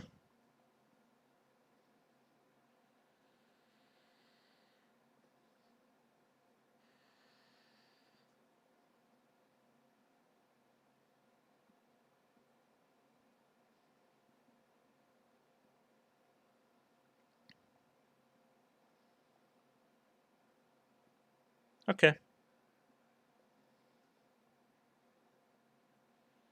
The staircases there are very interesting.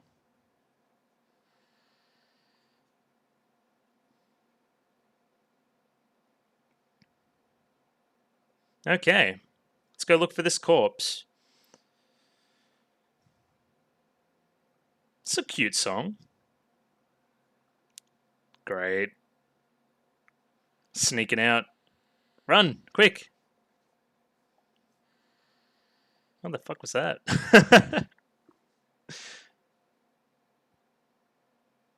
Oh, these are cute backgrounds.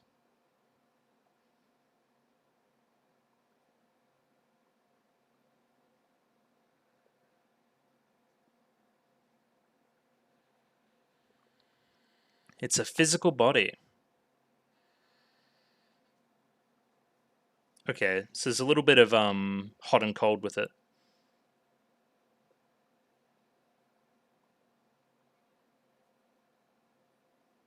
That's good. Well, I mean, not good, but you know what I mean.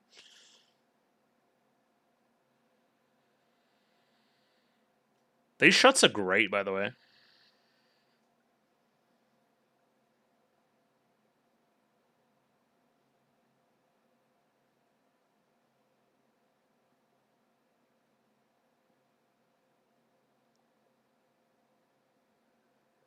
I think you're just wrong. Or you gotta dig deeper.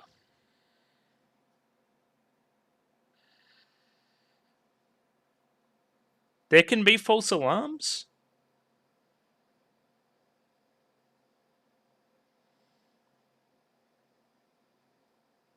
Everyone loves Doraemon in this shit.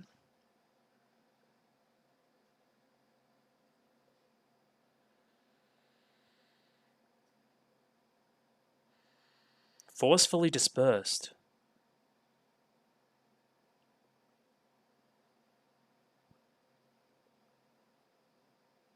Genius gambler.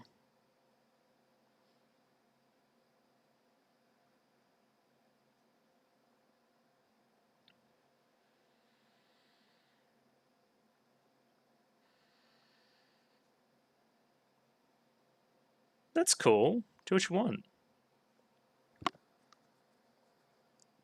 Sup? There he is.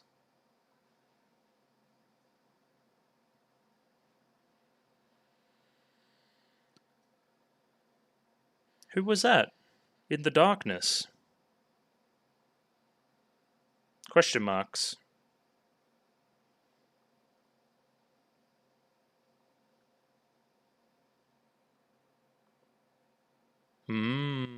Scolding.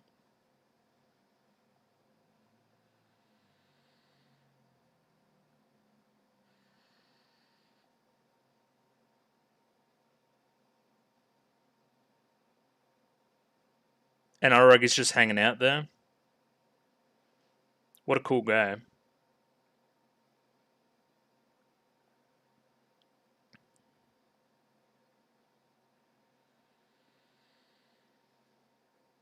Cool. I don't know.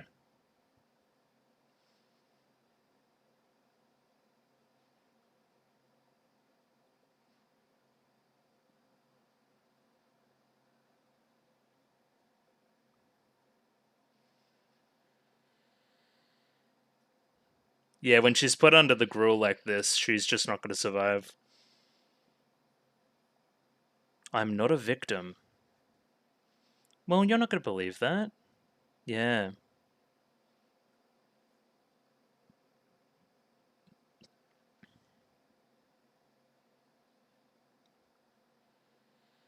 That's exactly what happened.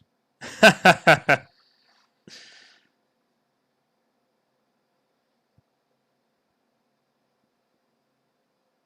why were you in the sandbox? Okay, that's a reason. Okay. Well, I'm used to that. Yeah, I've wanted to get away from home.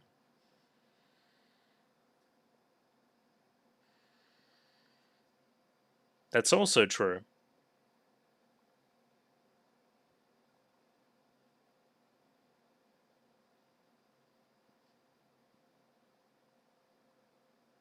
Yes, it has everything to do with those.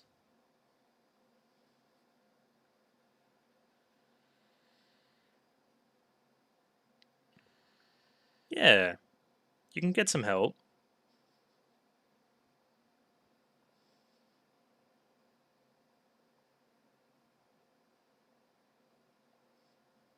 You don't want him to worry is a big part of this. I won't carry that weight alone, which she technically isn't.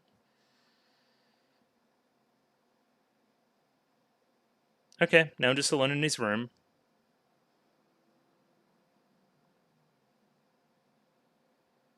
No response.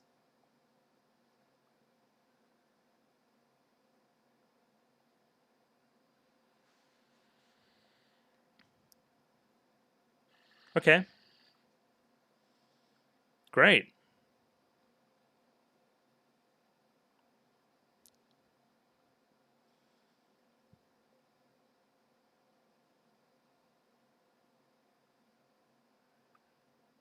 Uh,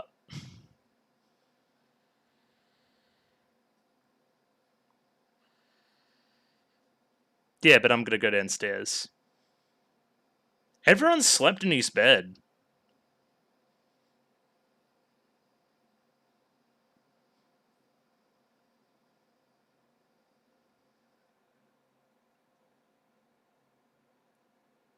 Yeah, it would. There's also no under of the bed.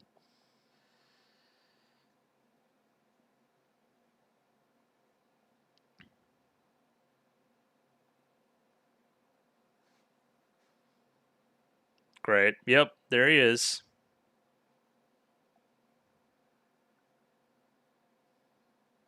Now, this was my question before. Does Nadeko know about Shinobu?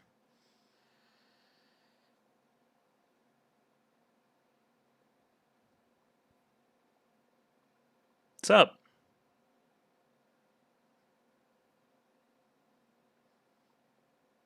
Kuketsuki Punch was pretty good, too.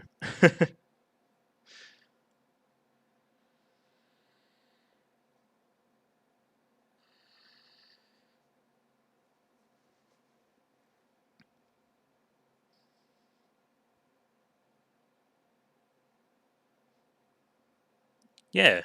Well, with Araragi around it is.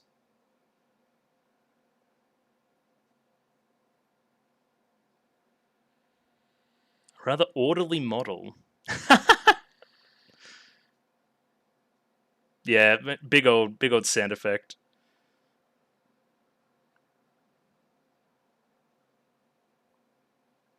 Yeah, this is what should have happened. Araragi go to horny jail.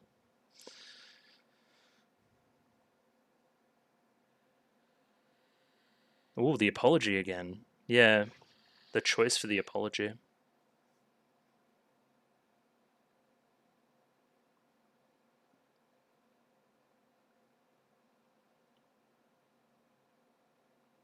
If it's the latter, you're a bit weird.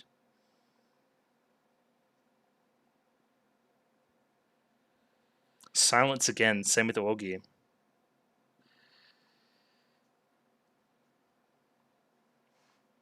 Yeah.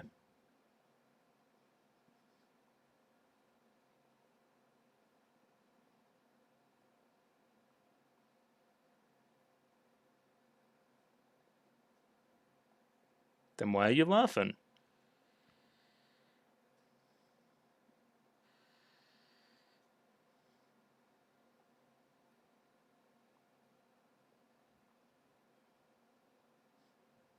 Okay.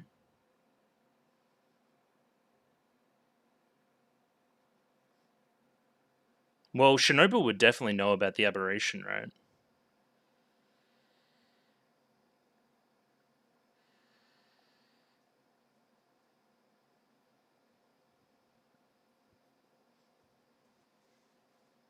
Yeah, all these things are true.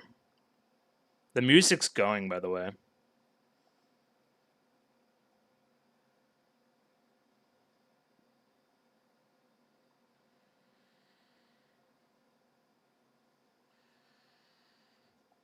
He certainly does.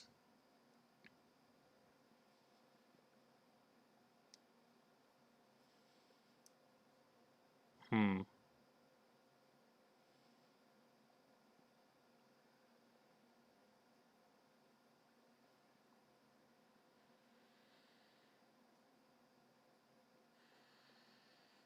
What do they call you?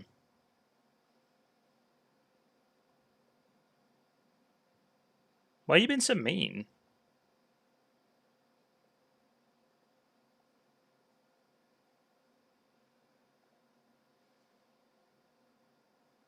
Well, saying that, yeah, you did, but you don't seem too sorry about it. To a mere human.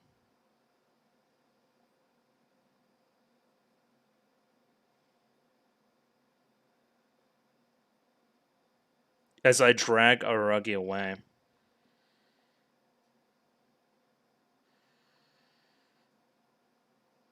Yeah, very, very interesting last scene that I won't have enough time to talk about at all. Ah, that's very annoying.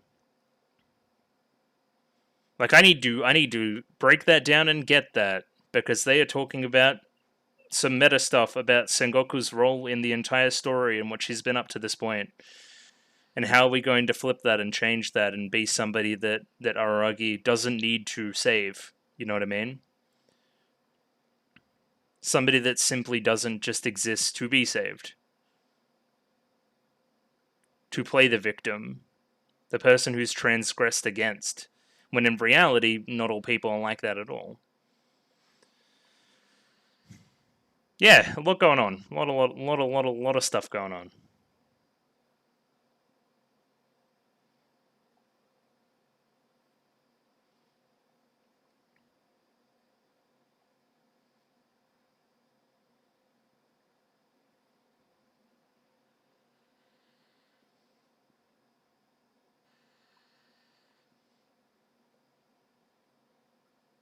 Yeah, the despair you found in me was real. That's great. As her eyes are still open. And she gets to sleep eventually.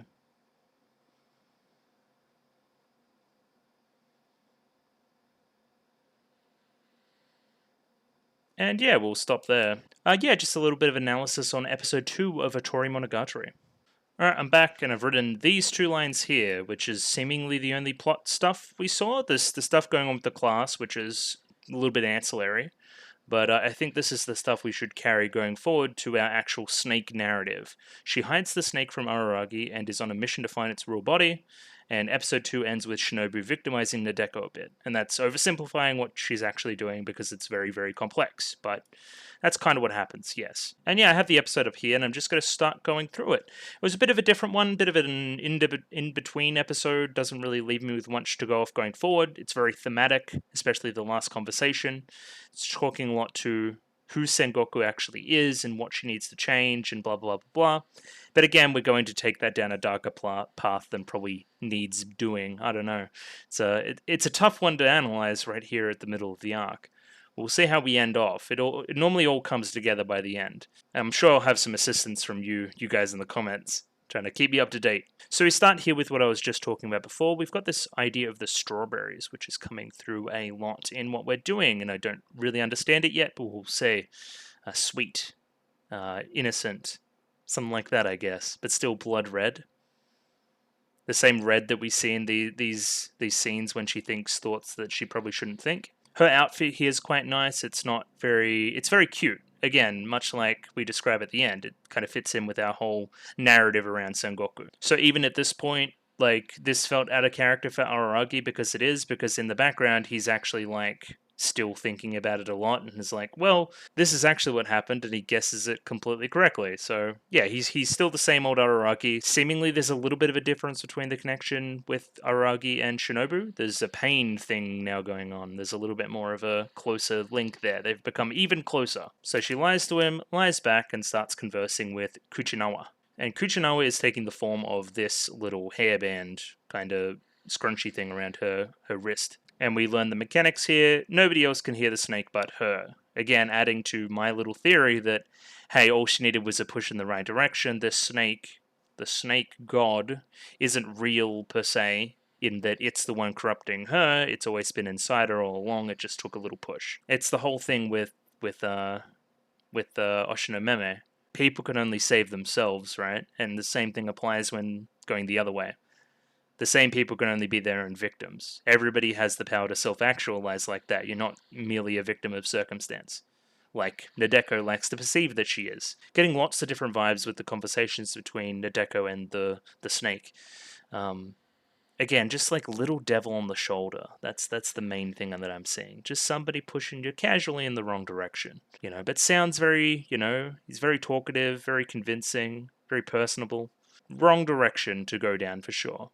But again, she's not in a right place right now. She's in a bit of a limbo. describes the huge form that he took at the shrine as a bit of stage direction. Again, talking to our whole stage metaphor. Well, it wouldn't be scary to humans. I wouldn't be perceived as scary if I wasn't that big, right?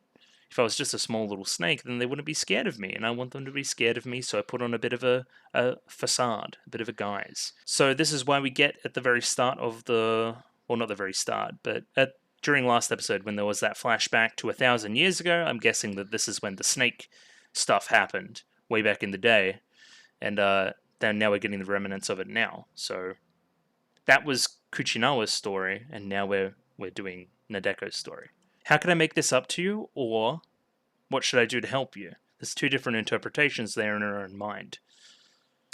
One victimized, one not. Again, I don't know what the strawberries are, but we're keeping them in mind. It's a concept. We get to the other side of the opening, and we're walking to school again. I do everything in my junior high life as normal, but there's a gust of wind, and there's a snake around my wrist. But it still fits my usual style, so I'm not deviating that much to bring this snake into my life. Again, I'm going to keep saying it like it's always been there. Here the snake challenges the conventions of the classroom a little bit. So, hey, why do you wear those shoes? Why do you take off your shoes? Why do you do this? Why do you do that? Well, it's just what I do. It's to keep the place clean. I'm a pretty quiet guy in the first place, just like you, Nadeko. I'm just like you. It's either somebody's like really manipulating her, like an outside force, or again, as I keep saying, inside her all along.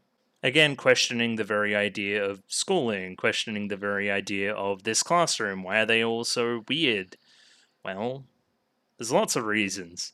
It's very deep reasons involving kaiki and social norms and a bunch of stuff. Again, this snake is here in the scene challenging the status quo, which is what he does for Nadeko in the future, I'm guessing, as well. Can I just say that we're keeping up the streak of Monogatari second season just looking amazing? Like, the shot selection, the architecture, the art design, the colors, the fidelity, the animation itself is very good too. Just all very top-notch. It's great production. Fantastic out of shaft. Here she excuses herself from the classroom because the snake's starting to annoy her, and she tells it to shut up. I'm a shy, calm, quiet girl, like someone who is unnoticeable. If somebody unnoticeable like me was talking to their wrist, they would begin to feel sorry for me, and I don't want them to think anything about me. I just want to blend into the background. I want to be a little bit bland. Which again was my criticism of Nadeko back in the day. Again, extremely self-aware idea for an arc, I think. But why is somebody unnoticeable like you end up being the class president as well, right? She's been making her way through life with phrases like "in any case" and "that aside," like Tonikaku, and there was another one as well. And they keep getting highlighted then when she uses them. I don't understand the meaning here. I don't know enough about Japanese to know why this is considered a bad thing. So without engaging a conversation, merely moving on to a different point, is that what we're talking about? You're not convinced of what I say, but you're not refuting it either. You're just changing the subject. Okay, I get that a little bit, I think. There's like that one area in Bloodborne with the staircases. Anyway, random thought. So pigeonholing it without consideration is the secret to your success. A little bit. She's anonymous. She makes her way through life being only the victim. The only time you notice her is when she's in trouble. She doesn't make any steps for the good or the bad. She's true neutral in a way, right? Seemingly almost like an extra. And we're going to change that. That's what the red eyes are about. That's why her eyes go red later as well. When she, I'm guessing, embraces her snakeness a little bit more. My survival technique is looking away from others and just waiting to disappear. You promised me that I could do whatever I wanted during the day, so shut up. So the goal is to find the corpse. That's what we know right now, and now we're going to find a little bit about why. So my corpse was revered at the shrine, but since it's become decrepit and old and everyone's forgotten about me, I was merely a candle in the wind, not even like a fire, right? But thanks to that vampire, it's brought a bunch of other candles, and then that's brought more energy, and then I'm feeding off that energy to persist right now, but now I still need my body. I think that's what we're getting at. So it's linking it back into the energy at the shrine that was created when Kishore went there. Okay. So it revived the serpent. That was a big thing. It gave some energy to the deity that used to be revered at the shrine. I'm still unsure. I would need to go back and watch it. Does Nadeko know the whole Shinobu thing? Or is this the first time that she's seeing Shinobu? I know that she went to Oshino, so Shinobu was probably there, right? Or Meme, I should say. But I don't know if she like knows about what's actually going on. If it was a huge surprise to see a vampire jump out of his shadow. It's also something I want to talk about in the last scene. It's impossible that Shinobu doesn't know about the aberration around her wrist. That is the one thing Shinobu's good at, identifying aberrations. So her missing that would be kind of insane. Shinobu's both the cause and effect of what's going on right now. So it was a very trivial use of the energy that's on the shrine right now, because that energy was used during Kabuki Monogatari. Something has changed here. I don't quite know what, but something has changed.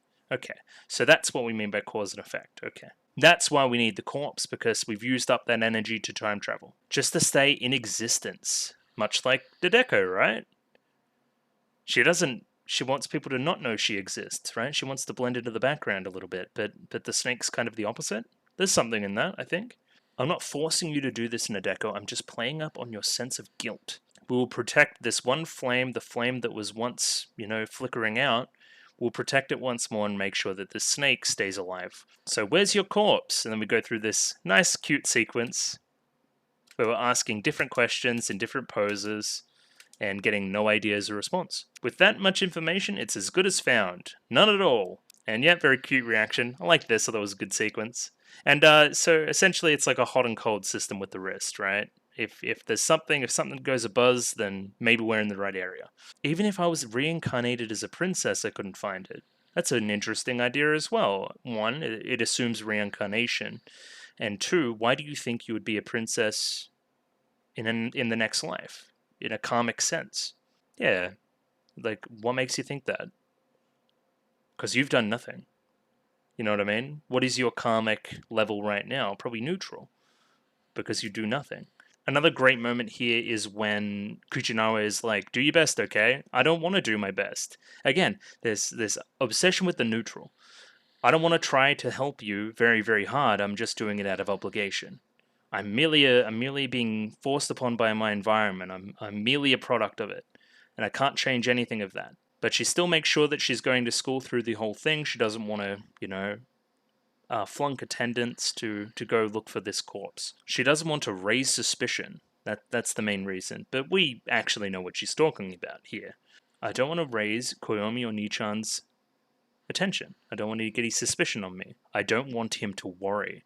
Again, it's a difference there. It's not about raising suspicion. It's about, I don't want him to consider me. I want to blend into the background. I don't want to be an important part of his life. I'm going to merely admire him from afar a little bit. And that's why I want to do it during the night, because he'll be asleep and he won't follow me around and he won't do any of that. But that backfires in the end. That's the same reason why she said the line in the beginning, right? She doesn't want to raise his worry level about her. But Araragi, as we know, just jumps in and saves her anyway. He doesn't care, right? He just does it. He's a hero. But then that's played off in the end when it's like, Shinobu's like, oh, were you just waiting to be saved again? Are you just going to be somebody that waits to be saved? I don't know what we're trying to say yet. I don't know what's the good thing there. Probably you need to self-actualize a little bit and make your own change. But again, this change ends up poorly. It ends up with her exterminating the person that she loves. I'm not sure what to make of it. So because of this, we jump back to the scene during the school day. You're a liar, and you're a deity too. You shouldn't be lying like this. You're interfering in my school day. You said that you wouldn't. So her classroom teacher, her homeroom teacher, calls out to her, I would imagine. What are you doing up there? She says, anything goes, instead of Nandemonai, which is nothing. Class is about to start. And you got to fix that problem I asked you about, right? This is Sasabayu Sensei too. I don't know if he's going to be a recurring character, maybe just for this arc. He's asking her to solve the whole classroom vibe idea that's really poor. That's bad teaching. That's your job, dog. It doesn't fall on the student council president. Well, not the student council president, but the class president. And then he guilts her into it. Like, hey, I'm relying on you here. This teacher sucks. I'm pretty sure he sucks. And then the snake, like us, is very surprised that she's the class president. All she's talked about this entire time is wanting to blend into the background and be nothing and be an afterthought and have nobody's eyes on her and all these other things. So why is she the class president? It's because the vibes in the classroom were so bad that everybody had these little magic charms and that. She was the only one that didn't have it, hence was the only one that could be relied on. that wasn't a snake, that the only one that wasn't a snake to everybody else was Nadeko, and that's why she got the job. And again, because she's just going with the flow and letting the environment affect her, she doesn't say no. And we get this visual for it. Everybody else had put their chairs up and gone home. Nadeko was the only one remaining. As we get this nice rotation around it too. Very pretty.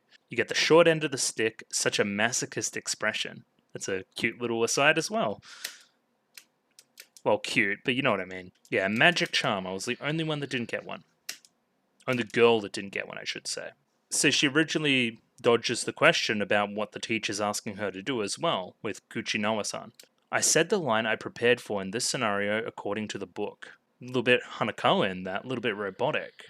It doesn't involve me, and here I thought we were partners, one and the same. And yeah, here we get the part about the atmosphere and how she has to solve it, and why is that her problem? That's stupid. He's tossing all responsibility on someone else. Ain't that even worse than me? A little bit. We're yet to see what you actually do, Snake Boy.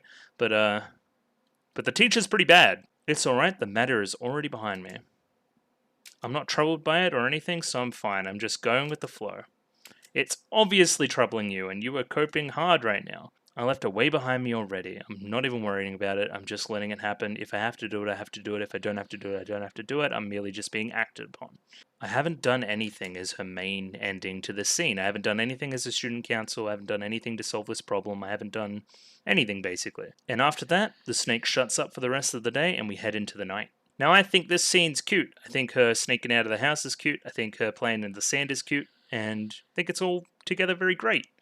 I love that we're getting a full POV episode from the perspective of Sengoku, or a couple of episodes now. It's like an arc almost, right? Full her POV, we actually get to see who she is on the inside and not just her outward perception to Araragi. I think that's very interesting and something I've neglected to talk about thus far. I can't say I've noticed any differences in our framing. Probably the sexualization thing, right? That's something. Like, she wouldn't see herself as sexy, I don't think, as an object of desire, so we're not framing it that way. That's fun, I think. And I think Araragi's probably framed a lot better and a lot nicer than he actually is on the inside when we hear his actual thoughts about what's going on. It's only when he turns the horny switch on right there at the end that he gets his comeuppance. Yeah, the sneaking out here, very fun. The backgrounds here are fantastic. Love the colors, love your blues and your yellows and your oranges on the trees. Very evocative of an autumn. It would be quite cold at this time of year, actually. Just going into November, you've just gone into, no, you haven't. This is the last month of autumn. She gets a buzz on her wrist, and that's an indicator that she's close to where they think the corpse might be. And we go to a playground, and apparently it's in the sandpit. And this is not where it should be, if it is anywhere near here. So go digging around and find the bottom of the sandpit in a bunch of different locations. Clearly there's no corpse in here. Now he's staying silent. When I wanted him to stay silent before, he wouldn't, and now that he's, had a bomb signal apparently, there's nothing going on. It was a false alarm. And we get this visual of the shadow, which we saw before, coming out of Nadeko, the snake, right? Having a chat and getting stabbed in the process. A constant reminder of Nadeko's guilt at the whole situation, right? Why she's doing what she's doing. Because she did stuff like this to snakes. Another Doraemon reference, which is getting, we have one every arc now, which is kind of fun. We also get the spade as a visual inside of the snake as well. Again, adding to our whole metaphor there. The snake keeps trying to tell her, hey, you should keep trying, keep looking for more spots, blah, blah, blah, blah, blah. But she says that she's tired. The servant is very tired, master. What are we doing here? So she took the time to fill all of the different holes that she had been digging, as well as make a bunch of different Japanese landmarks in the sand while she was away as well. But because of that, something bad happens. She gets found by Araragi, who promptly takes her back home. And again, framed like a deity, right? Big shining light behind him. How did we get from here to the start of the arc, right? She also says here that she tried to avert her gaze, right? To not have eye contact with him. But that didn't work. She was found immediately. And then this visual. So this is Sengoku. You can see in the hair. But black and white, and having a little think about something. I don't know what this is symbolizing, but it can't be good. Right? Full black and white. Was it simply just a different look where she was actually happy that she got found like that because she likes Araragi? Maybe. Maybe it's more sinister than that and it's something else. Anyway, this scene plays out for the rest of the length of the episode, really. So buckle in, really. We get Araragi scolding Nadeko a little bit for where she's been and what she's been doing. Again, a little bit hypocritical, which he does say, but again, very hypocritical. So this is what happened. Araragi was spying on his little sister, I believe. So he was just hanging out in his sister's room, overhears the phone call. Hey, Nadeko's missing. Have you seen her, Sakihi? And then Sakihi's like, yeah, actually I have. Yeah. Yeah, she's here. It's fine. And like covers for her. And then Araragi obviously knows that she isn't there and then goes out looking. And then also blames the sister in this process, which is weird. Why were you there? Really, if I hadn't found you, what would have happened to you? Blah, blah, blah. All this very, like, parenty stuff. It's just so much older, so much, like, more responsible in front of Nadeko he is. But again, is this who she wants to be in life? Does she want to be somebody who's just merely doted over because they're cute, right? Somebody who's merely the victim in all of it? Or does she want to take control of the horns of the story and point it in its right direction? I don't know. We're going to find that out next week, I imagine. But the way Shinobu says it, I think it's inspiring her to make a change. And 3 is when we'll see the real decline, I would imagine, the first episode next week. She wants him to know that it isn't like what it was in June. She wants him not to worry, right? But however much she tries, is that really what she wants? Because if she did, she wouldn't have gotten herself into this situation, right? She wouldn't have been smiling at the end there. I don't know. I don't know if I'm on the right track at all. But I think I am. I think. Like she says, I'm not a victim. He actually believed it. I thought it was some aberration I'm not aware of. Smooth talked you and blah, blah, blah. But he says the entire plot. And yes, he's exactly right.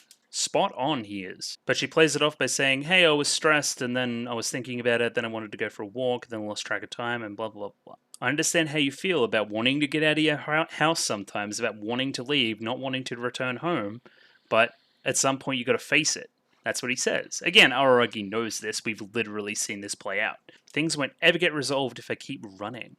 I wouldn't describe what she's doing right now as running at all. She just merely lets it pass by. And she says the exact right thing. From now on, if I have any troubles, I won't carry that weight myself and I'll ask you for your advice. And then, yeah, please do that. But we know inside that that's not going to happen. And then we get into our big, long discussion about where she's going to sleep. And it turns into Araragi being a bit of a pervert. And Sengoku actually being happy, but also being sad, but also being confused, but also being happy. Yeah, it's pretty great. Like, here, I got your pajamas. You're going to wear these pajamas, which are my sister's, by the way, and you're going to sleep with me. Smile. She even says she's perfectly fine sleeping under the bed, pure masochistic sense. He even put on a smile here. He's pretty happy about how the circumstances are going. 2 people on the bed should be perfectly fine.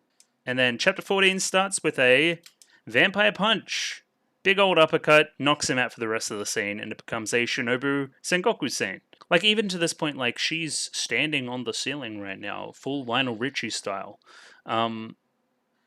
Did she know about this? I honestly forget, and any info would be appreciated. Yeah, our senses are linked, so my master's pain becomes my pain as well. I didn't think this used to be what happened. So that's a change, I believe. But Shinobu's really happy about that. You see a little wry smile on her face. She knows that she's that close to Araragi.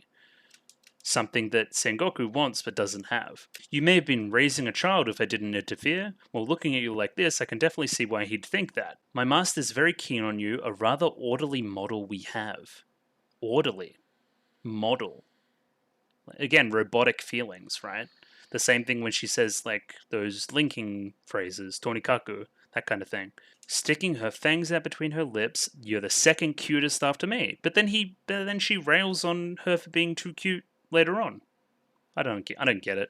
And this is the thing, right? She apologizes for, interfering, right? It seems like we're going to have to sleep on the couch tonight. She apologizes for that. What's the rationale? Why did you apologize in this situation? We were very happy to, put ourselves out for you. Did you merely take a hint from the script that said you should apologize at this moment?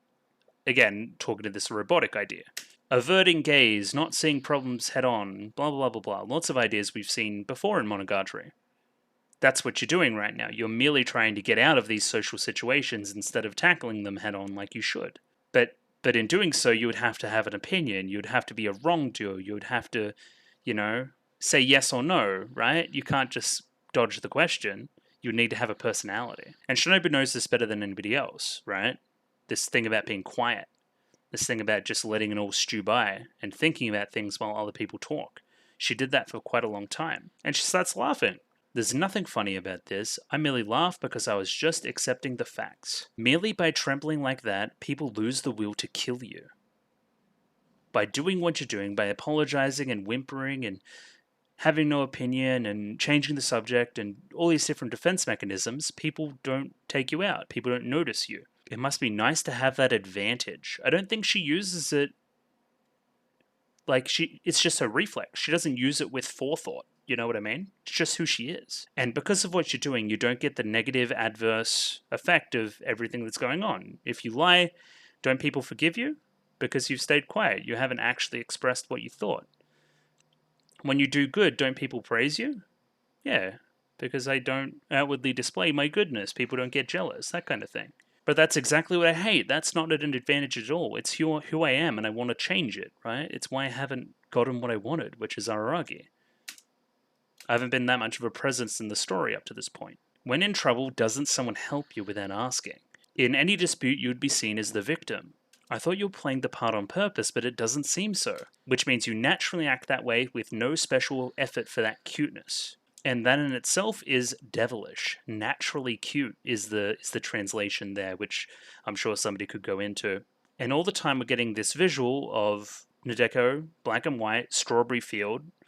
The strawberries are the only thing that's red, and she eats one. She bites into it. Again, this symbol of her innocence, I think. Right? Very sweet, unassuming fruit, I guess you could say. Bit of a stretched metaphor there, but I'm sure somebody has a better meaning for all the strawberries. I'm just saying you're more of a monster than aberrations are, based on how you act naturally. Again, red eyes, which happens later. And then Shinobu backs up a little bit. What am I doing talking to this like a mere human? Keep living your way the way you do. I couldn't care less. And drags Araragi away. But if you do that, I will take Araragi.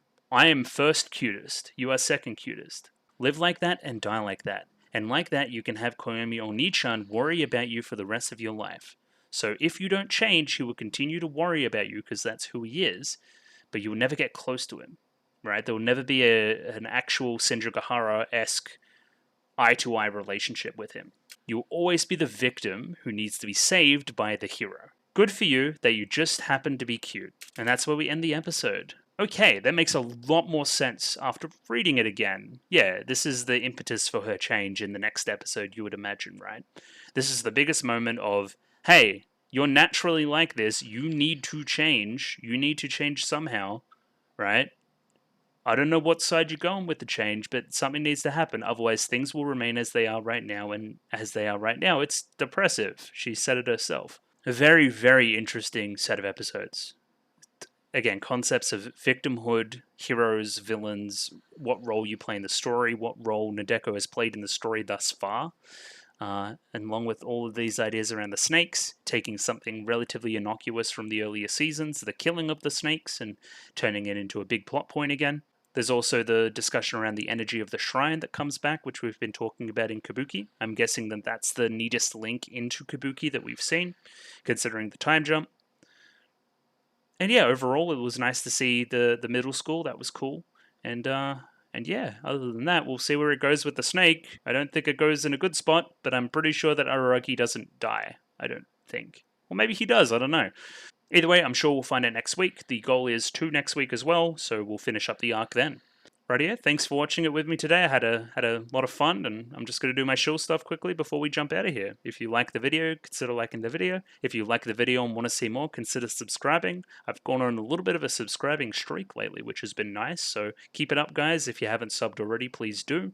Comment below anything you thought about the episode, anything I can do to improve my presentation, comment below. I'm doing follow for follow on Twitter, so follow me on Twitter if you'd like me to follow you back. And the Discord, join the Discord. Love the Discord. Rightio, I'm going to go to work and jump out of here and go shower and do all that stuff, but I'll catch you on the flip side for more Monogatari. Thank you very much, and I'll catch you next week.